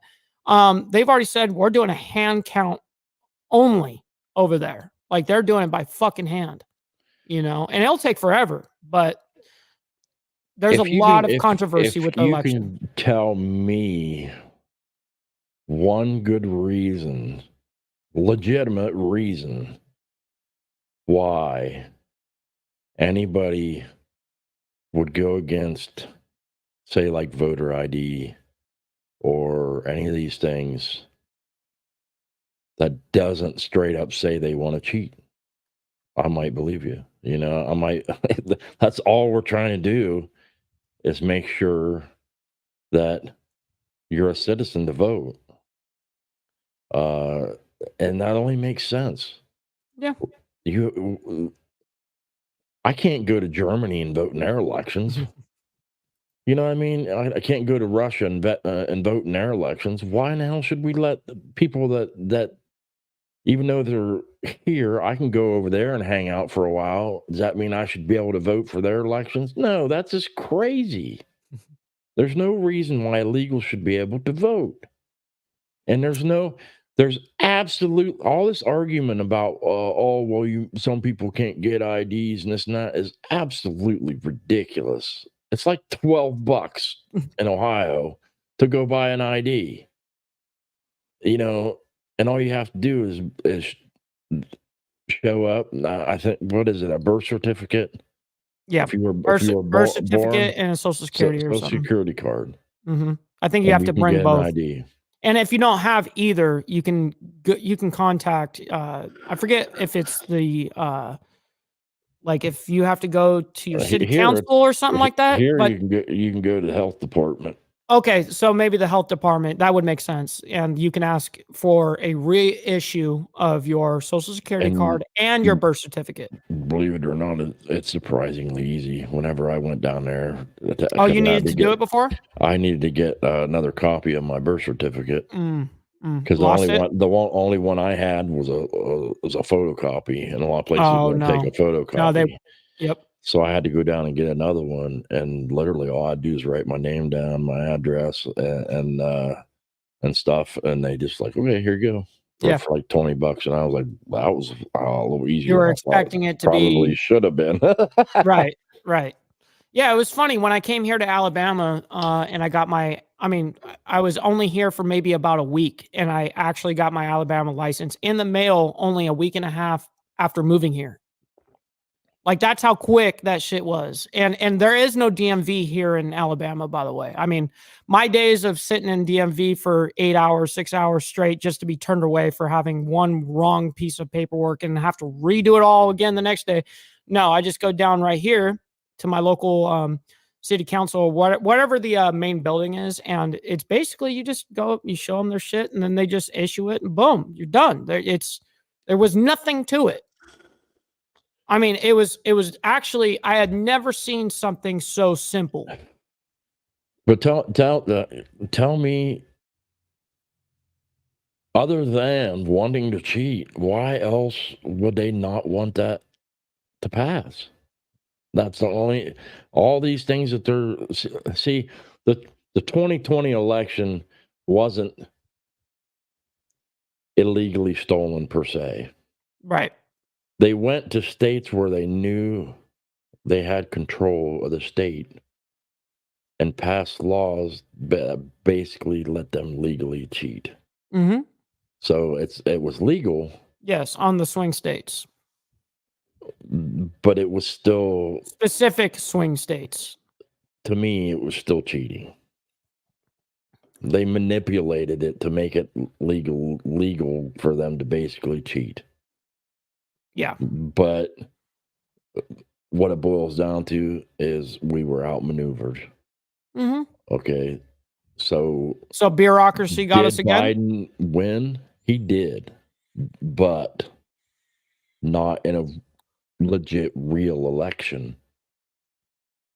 Because it wasn't the way it was supposed to be. You have to make sure people are citizens. That's like that should be the absolute most basic thing.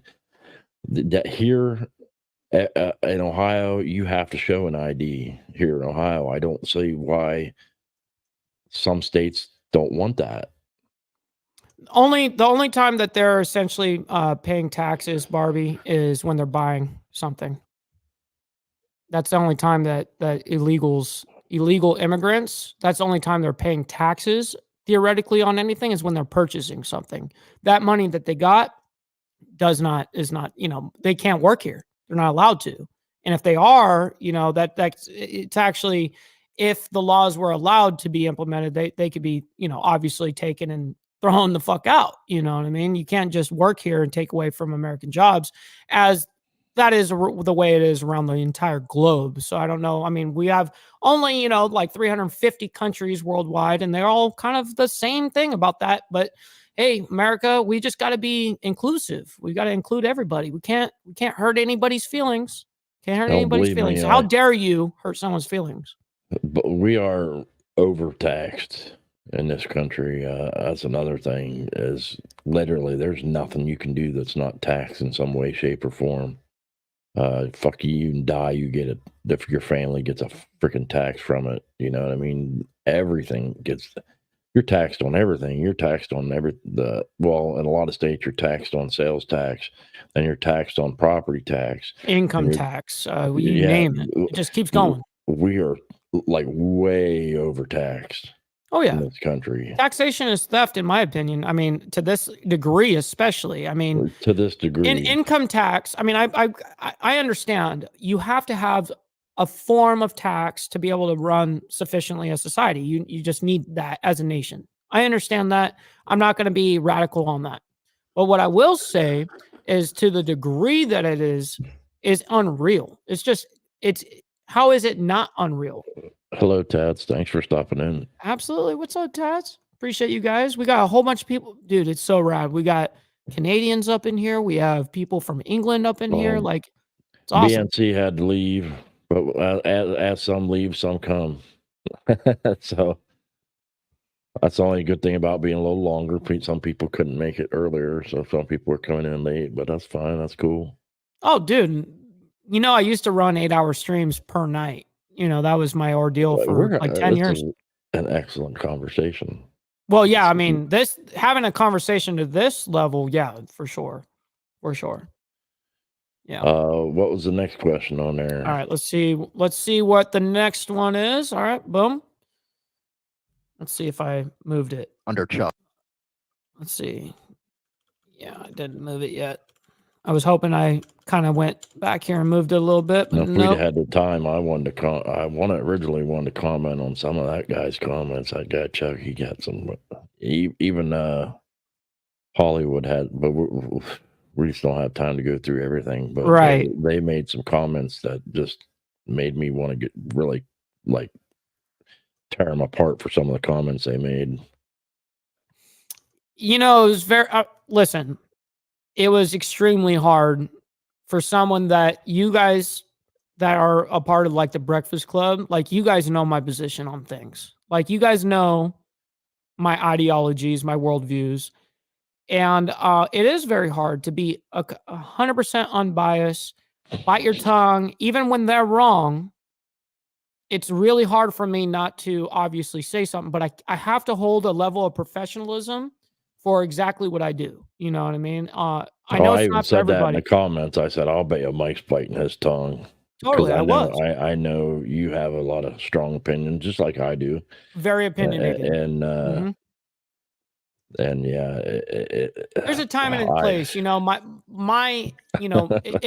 Hollywood wanted to debate or somebody wanted to debate me, then they'll get my worldview. But that wasn't the time or place for me to insert myself.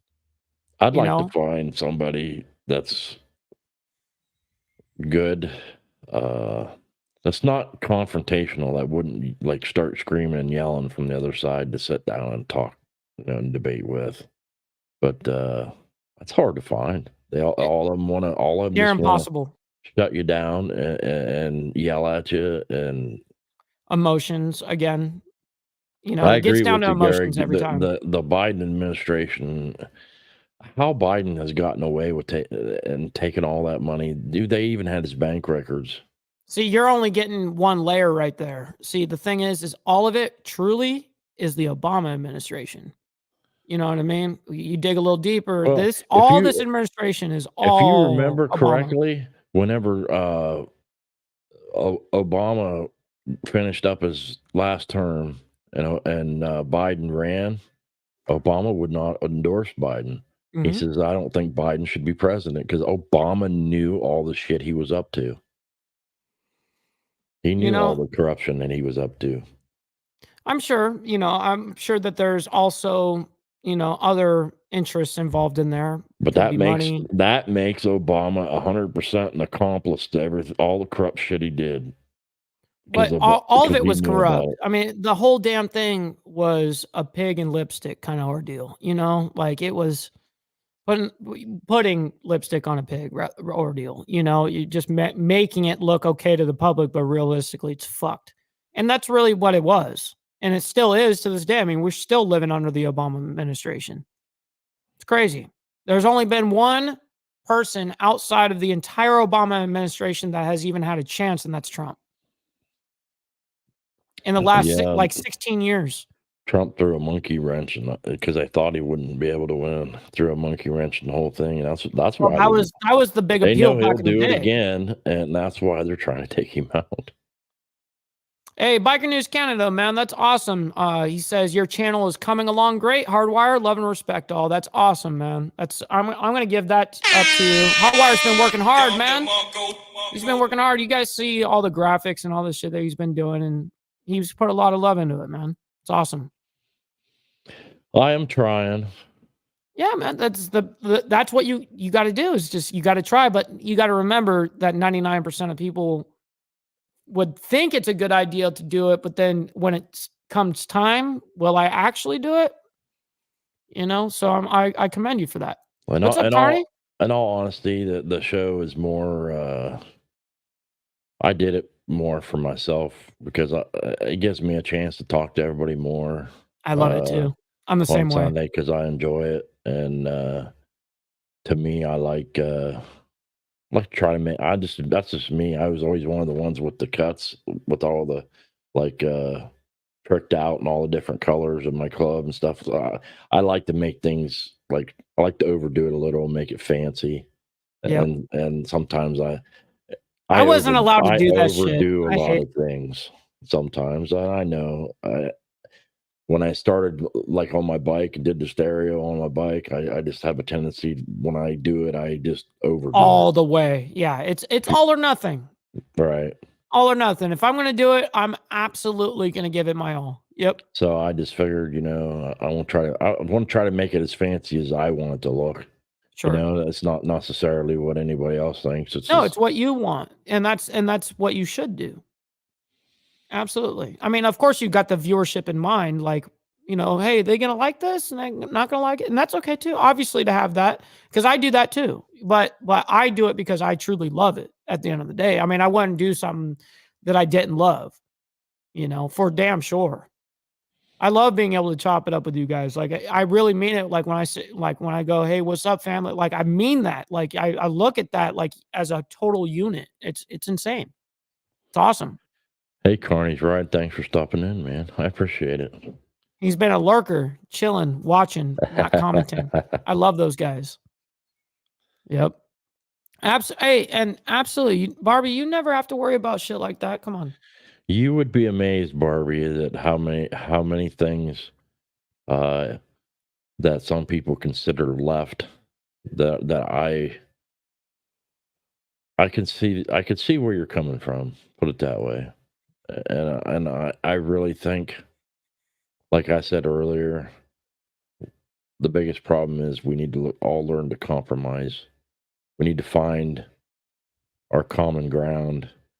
I have a pretty strong conservative belief, but that should be able to be left to me and my family, not pushed on people from the left. And you should be able to live your life the way you want. But there are some things like to do with the laws and different things where we have to find a common ground.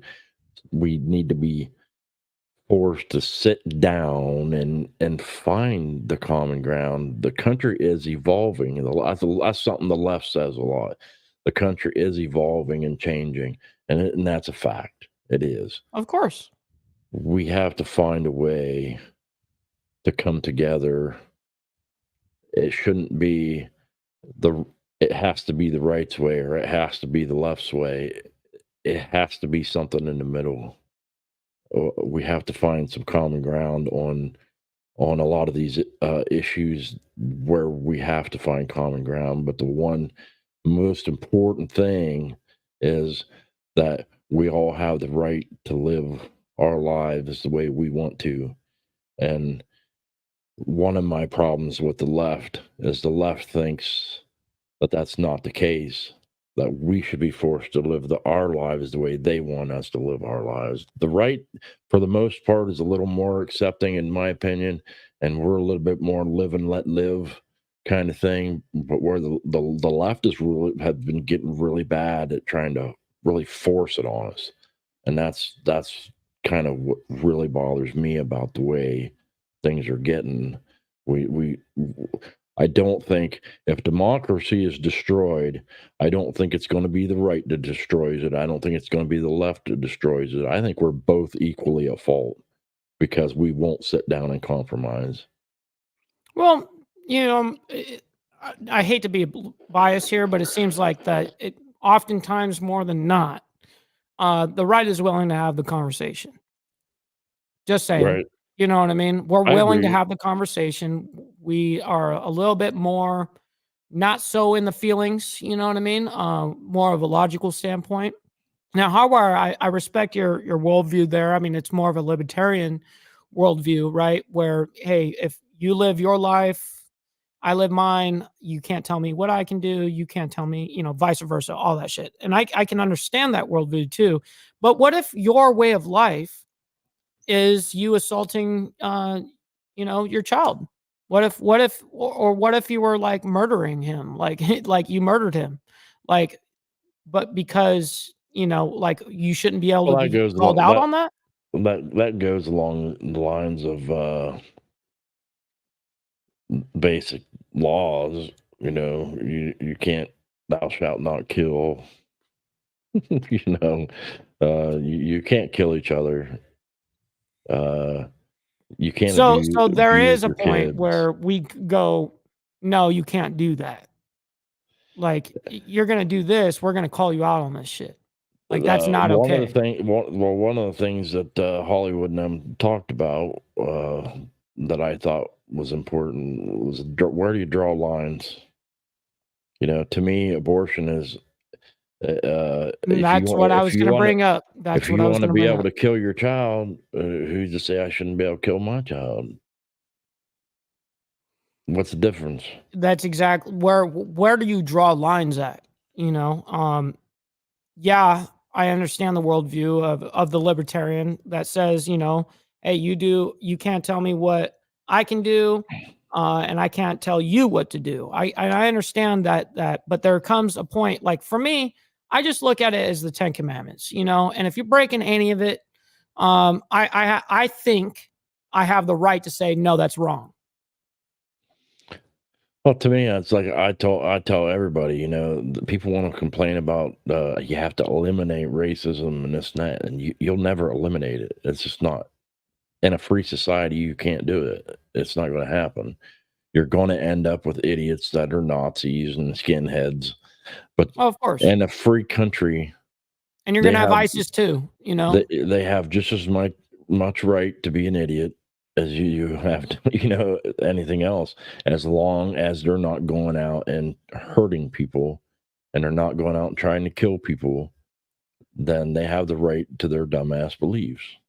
Well, what I think's a dumbass, I'm sure they don't think it's a dumbass belief, but what I think would be a dumbass belief, and most people probably would.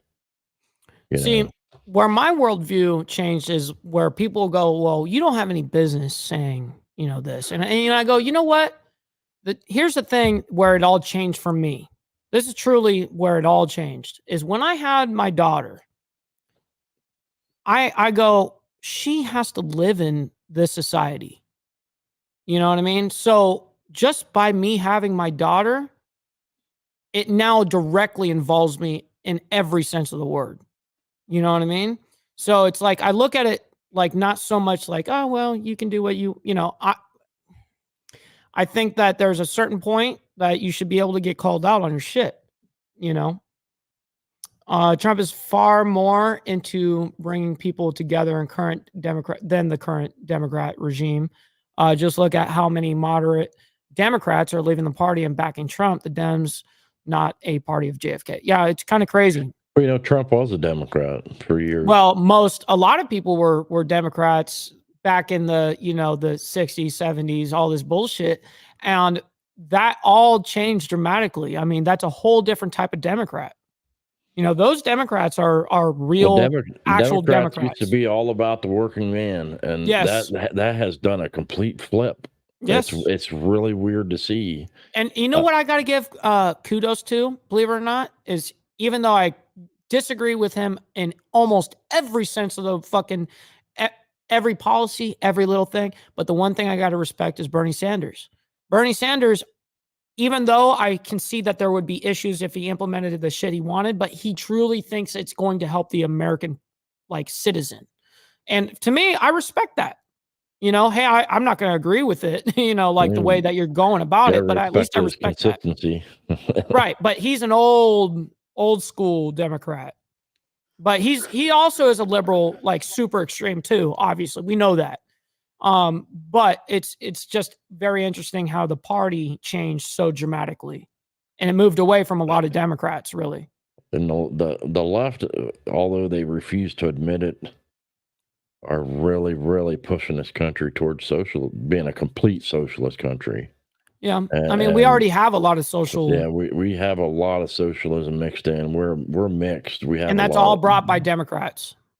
You know, for the most part, I would say most of that comes from Democrats, which is crazy. A lot of that the socialism started during the Great Depression, and it wasn't meant to be permanent.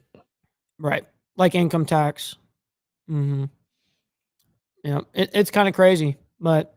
Interesting discussion overall, though. Government spending has gotten just absolutely out of control. What they're doing with our money, a lot of it needs to be here. We're spending it. It's our money. Why shouldn't it be spent more on us?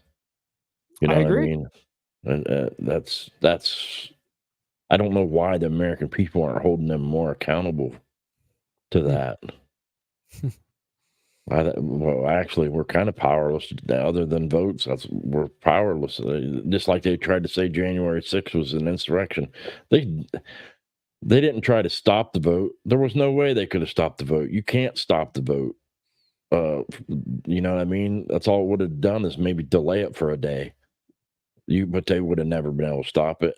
And they weren't all armed. They didn't come in to try to take over the government, you know, and you really couldn't. The government's got all the bombs and the jets, and the size of our military and our government has gotten so big that a real true takeover of our government has become impossible. And that's one of the things that, like it said in the Constitution, that if you ever believe your government's wrong, it's our duty to overthrow the government. But really, it's gotten to the point where the government's so big it's impossible. Yeah. No kidding. Just look at the government employees. Just look at that alone. It's incredible the amount of millions of people that are employed by the feds, and how many people that are really underneath the feds is insane. The government, they're insane. They know what they're doing. They're smart.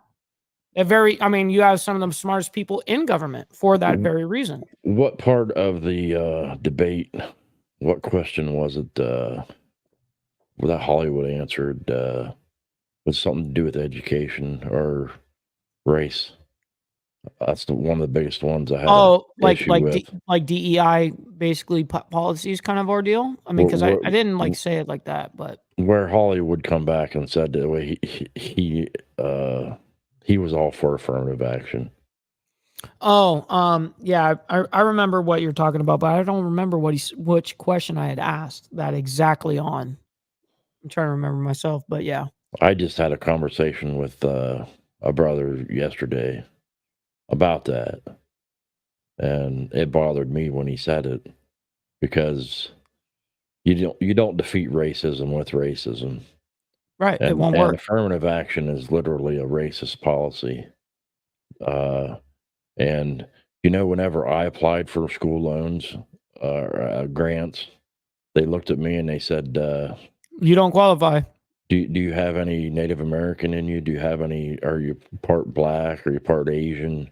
You got And I any said, Latino in you? yeah, Yep. I said, no. I said, as far as I know, I'm just Caucasian. Oh, no. plain Caucasian. Yeah. They said, you're shit out of luck. We could have helped you pay for all your schooling if you If had you would any have of these just things. had, if you would have just But had, if you're just a regular, normal, consider yourself a white American, you're you're screwed. fucked. You're fucked. Yeah. Trust me. And I said, I'm tell still me how for, that's dude, not I don't all, even have my disability yet. And I have a lawyer and everything. I've been fighting for 4 years. that's all racism. I know it is. I know what it is. And they're fighting racism with racism, and it drives me nuts. I really think all this right now, it's setting American race relations way back. And Yes, you're right. it bothers me so much that, I don't see people that way. If I meet somebody, I'll shake their hand, say hi to them, whether I'm it the be same black way. person. See, we met another club last night that was a mixed club, a lot of black guys, white guys, and went up, shook their hand. They come right up to us, gave us hugs, and Yeah. it was just we looked at each other like, hey, we're brothers, biker brothers. We don't. It wasn't anything to do with race. Nobody cared. I'm 100% the biggest advocate for equal energy. That's it. Yeah, Equal energy for everybody. everybody. It shouldn't. This should not matter. Right. The pigment and all that shit. And Yeah. that's all anybody wants to talk about.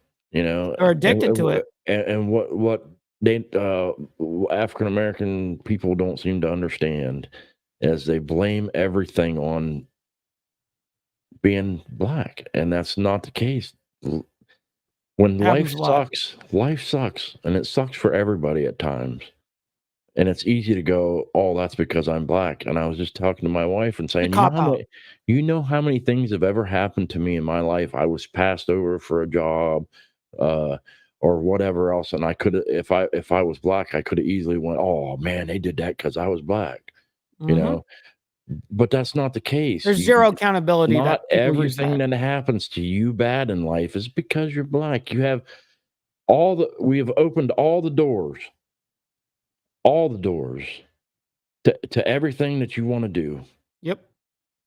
All you have to do is walk through it. I watched a YouTube video the other day where there was a black guy and he was watching Matt Walsh's Am I Racist, and he was going through some of the stuff, and he says, I'm insulted that white people think that they need to help me so much. I think, why can I not do all these things myself? I can do these things myself, and it's an insult that white people keep thinking that you have to lift up the black man because we can't do it for ourselves. And he said, and I'm insulted by that. And that guy made a lot of sense. And I keep saying the same thing. We've opened all the doors for you. All you have to do is walk through it yourself. Yeah. It's not our responsibility to make sure, your actions, that right. we lift you up. Right. All you got to do is lift yourself up, go out. You got the same opportunities as anybody else. Go out and utilize that and stop blaming it on things, I agree. It's a cop out. It's an easy victim mentality. Like anytime someone uses their skin color because they whatever, I automatically just go, well, there's no accountability. You can't take accountability for your own actions is what I get from it. Because I've never once in my entire life ever went, oh, you're you're doing this, you know what I mean? Like, because I'm white or whatever the case is. To me, I'm just like, listen, get thrown. You have shitty situations, good situations. You just roll with it. It's not because I'm white. It's just, I don't know, man. It's too focused. It's just, we overcompensated. And what happens a lot of the time, it's kind of like a rubber band. When you go too, the pendulum will swing, it goes too crazy one way. And then guess what? When you push for your agenda, sorry, Democrats, that's what you do. And you push, well, eventually you're going to get some pushback. And then believe it or not, it can actually work 100% against what you're doing, because people are going, okay, sounds good. We support this. Okay, you're saying that we have to support this. We support it. And they just keep going. And then eventually people are like, nah, dude, no. Now we're seeing how all this is fucked up. And now the whole pendulum is going to swing right back, and you're going to move yourself backwards in time. Right. So you're not helping your case. Yep. Everything's gotten so bad that everything they've worked towards, they're going to set themselves back a lot. Mm-hmm. Yep. They're like, I just can't understand how some of these YouTubers, even black YouTubers. See, I even feel weird calling them black, because to me they're just people. You know what I mean? And if even when I say black guy, it doesn't feel right to say it. It's this guy. It's because it's been deep so much. That's why. How about that? But they're literally. I don't see how they don't see it, that they're being racist themselves. And well, if you ask them a lot of time, can you be racist to a white person? Oh yeah, they think, some people literally think if you're a minority, you can't be racist. Actually, a lot of white people will agree with that shit too. And to me, that is, nothing pisses me off more than when you hate yourself. You hate your own race, like hate yourself. How about that? But don't hate your entire race. I think a lot of that is I've seen a lot of interviews with a lot of white people that are spitting out the narrative that they're told. I know, because we're demonized in every sense of the word. More ignorance. They don't know what the hell they're talking about, and they're only regurgitating. It's a lack of information every single time. It's ignorance. I mean, in the nice way. I'm not saying, you know what I mean? It's just, when you're ignorant, you don't know. Knowledge is power, and too many people don't take the time to learn what the hell they're talking about. That's absolutely right. Because oftentimes I go, well, if you just had the information I had, you know what I mean? Like, if you had that information, there's no way you could logically have that stance other than you are tied to the emotion of it, which is fine, but I'm talking logical. Right. Every time, I'm not using my emotions on that. I'm using logic behind it. But a lot of people can't separate their logic and emotion. So it's a bummer. It's a bummer, because then it just creates a whole bunch of issues, just issues everywhere, sadly. But what do you think, HardWire? Mike, thank you very much for coming on the show. I really appreciate it every time you do. No, I appreciate you for bringing me on and having me on your platform, dude. This is your show, and this is your time to shine, dude. I got to come back down again sometime and hang out. Oh, anytime, bro. You already know the door is wide open for you. You know where I live. I owe all of this to you, man, because you inspired me to do it.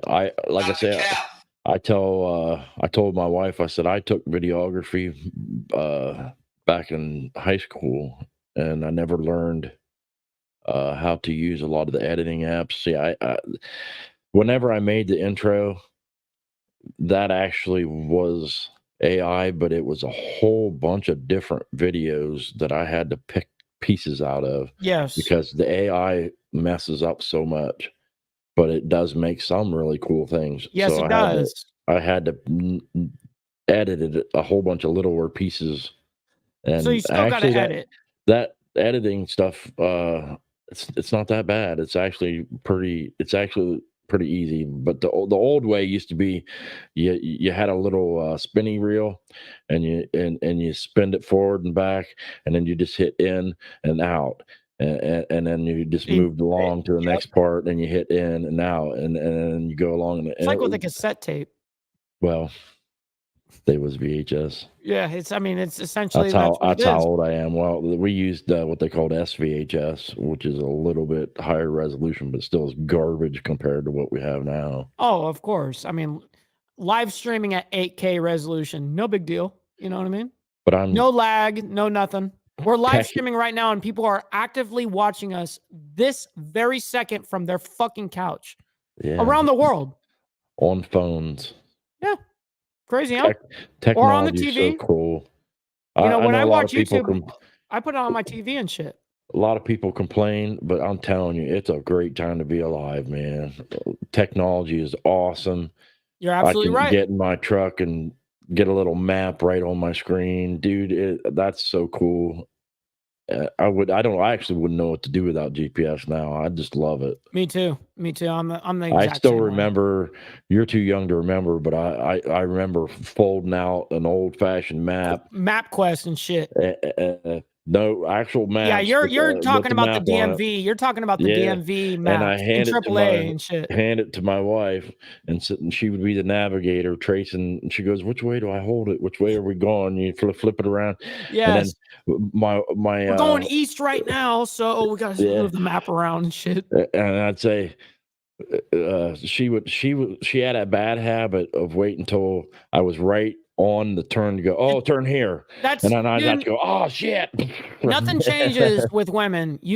I swear to God, it's hilarious because every woman I've ever been with has been the same way with directions. They're just shitty at it. I don't know what it is, but dude, we have Apple like maps and shit that is giving us real time GPS right that second. You can tell me, hey, you got to turn up here in half a mile. It's just never happened. It's always, oh, we should have turned back there. Tell me now, why didn't you prepare me for this shit? Like when I've got the directions, I'm like on that shit. You know what I mean? Like, hey, in half a mile, you're going to be taking a left, then you're going to take a quick right. You know, like I'm all about it. I just don't think sense of direction is a woman's strong suit. Then when I'm on my bike, I'm listening to Or Spotify. communication. I got Spotify on like an Android Auto on. I have an older bike, but I have the closest thing to upgrades on it. I have Android Auto on a looks like a little GPS unit on my bike. Mm-hmm. But I remember collecting music, collecting CDs, and collecting music That's a files lost for art. a long time. And That's all a lost art now. My generation doesn't know it. Now I don't have to do that anymore. I don't have to find hard drive upon hard drive to collect files because if I just pay for Spotify, they have literally everything on it. I can even find, dude, I even found music from an old band I used to follow around that was kind of a local band on Spotify. Yeah. I mean, there's almost nothing you can't find on Spotify. So, and same thing with YouTube. Plug for Spotify. Well, I had Amazon Music for a long time. Oh, so you had that connection. Yeah. And they're pretty good too. But Spotify, I was one of the best business decisions. And I don't know how they did it. Negotiated something with PlayStation where PlayStation only supported Spotify to play your music in the background of some of your video games. Yes. And that's why I ultimately just said, you know what, I'm going to switch to Spotify. So that was one of the, I don't know how they did it, but that was just that's hilarious. A great business decision on whoever. For me, I've just been YouTube forever. It's been YouTube. So YouTube, I don't know if you know what YouTube Red and YouTube Premium are, but I got essentially, if you have YouTube Premium, then you have YouTube Red, you have it all. And no ads, right? But I get YouTube like music, right? So YouTube Red is YouTube's music ordeal. Believe it or not, I've used YouTube Red way more than any sort of Spotify, Pandora, Brady, anything like that. It's all been on YouTube Red. It's really weird. I don't know. I mean, it saves everything I want. It's perfect. I mean, everything is there. I thought YouTube Music has everything pretty much. That's what it is. YouTube Red is what YouTube Music is. If it has pretty much all the music that I like, I might look into switching to that because I could get more out of a premium YouTube without having separate things like YouTube. Yeah. You're not paying like multiple. Yeah. You're getting a package ordeal. I would get more out of one Yeah, subscription. and that's what they do, and they're smart that way. YouTube is smart that way. It is expensive. It's a little expensive. I think it's like $19.99 a month or something like that or whatever. But I have 0 ads on YouTube and YouTube Music. Everything 0 ads, 0 nothing. Like I haven't seen an ad in forever. I only see them in blogs and shit when I do that. Isn't that crazy? But yeah, Well, man, what do you think about that conversation? I appreciate it I- again. Yes. Thank you very much for joining the show. I want to look Absolutely. into trying to get a few more guys on here. Maybe eventually I can get Straight Jacket or He would have came up today if he would have known, you know. GG. He said he'd like to be on the show sometime. I told him to email me so we can talk about it. Yeah, if any of you guys in the chat want to be, involved, just go ahead and email it. I've left it up there the entire time that we've been streaming. So you guys got the email. Make sure you guys hit them up, and you never know, you may be on the next one. Yeah. All right. All righty, Mike, thank kind you very sir. much. I'll see you guys I in a little very bit. much Appreciate appreciate everyone it. in the chat. And Make sure everybody sticks around to check out the new outro. Yes, that's right. Stick video around. too, 'cause It is badass. it's short, but it's a little bit short, but I made a new one for that too. So thank you all for showing up and watching the show. I very much appreciated it, and y'all have a good day. Hittin' it with HardWire. We're burning it bright. Living on the edge, we'll ride through the night. No fear in our hearts, just the roar of the steel. Together we rise, now this life feels real.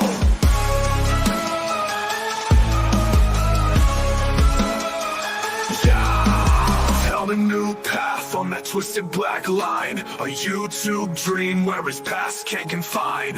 With every rev, he's reclaiming his soul, teaching the world how to ride, how to roll.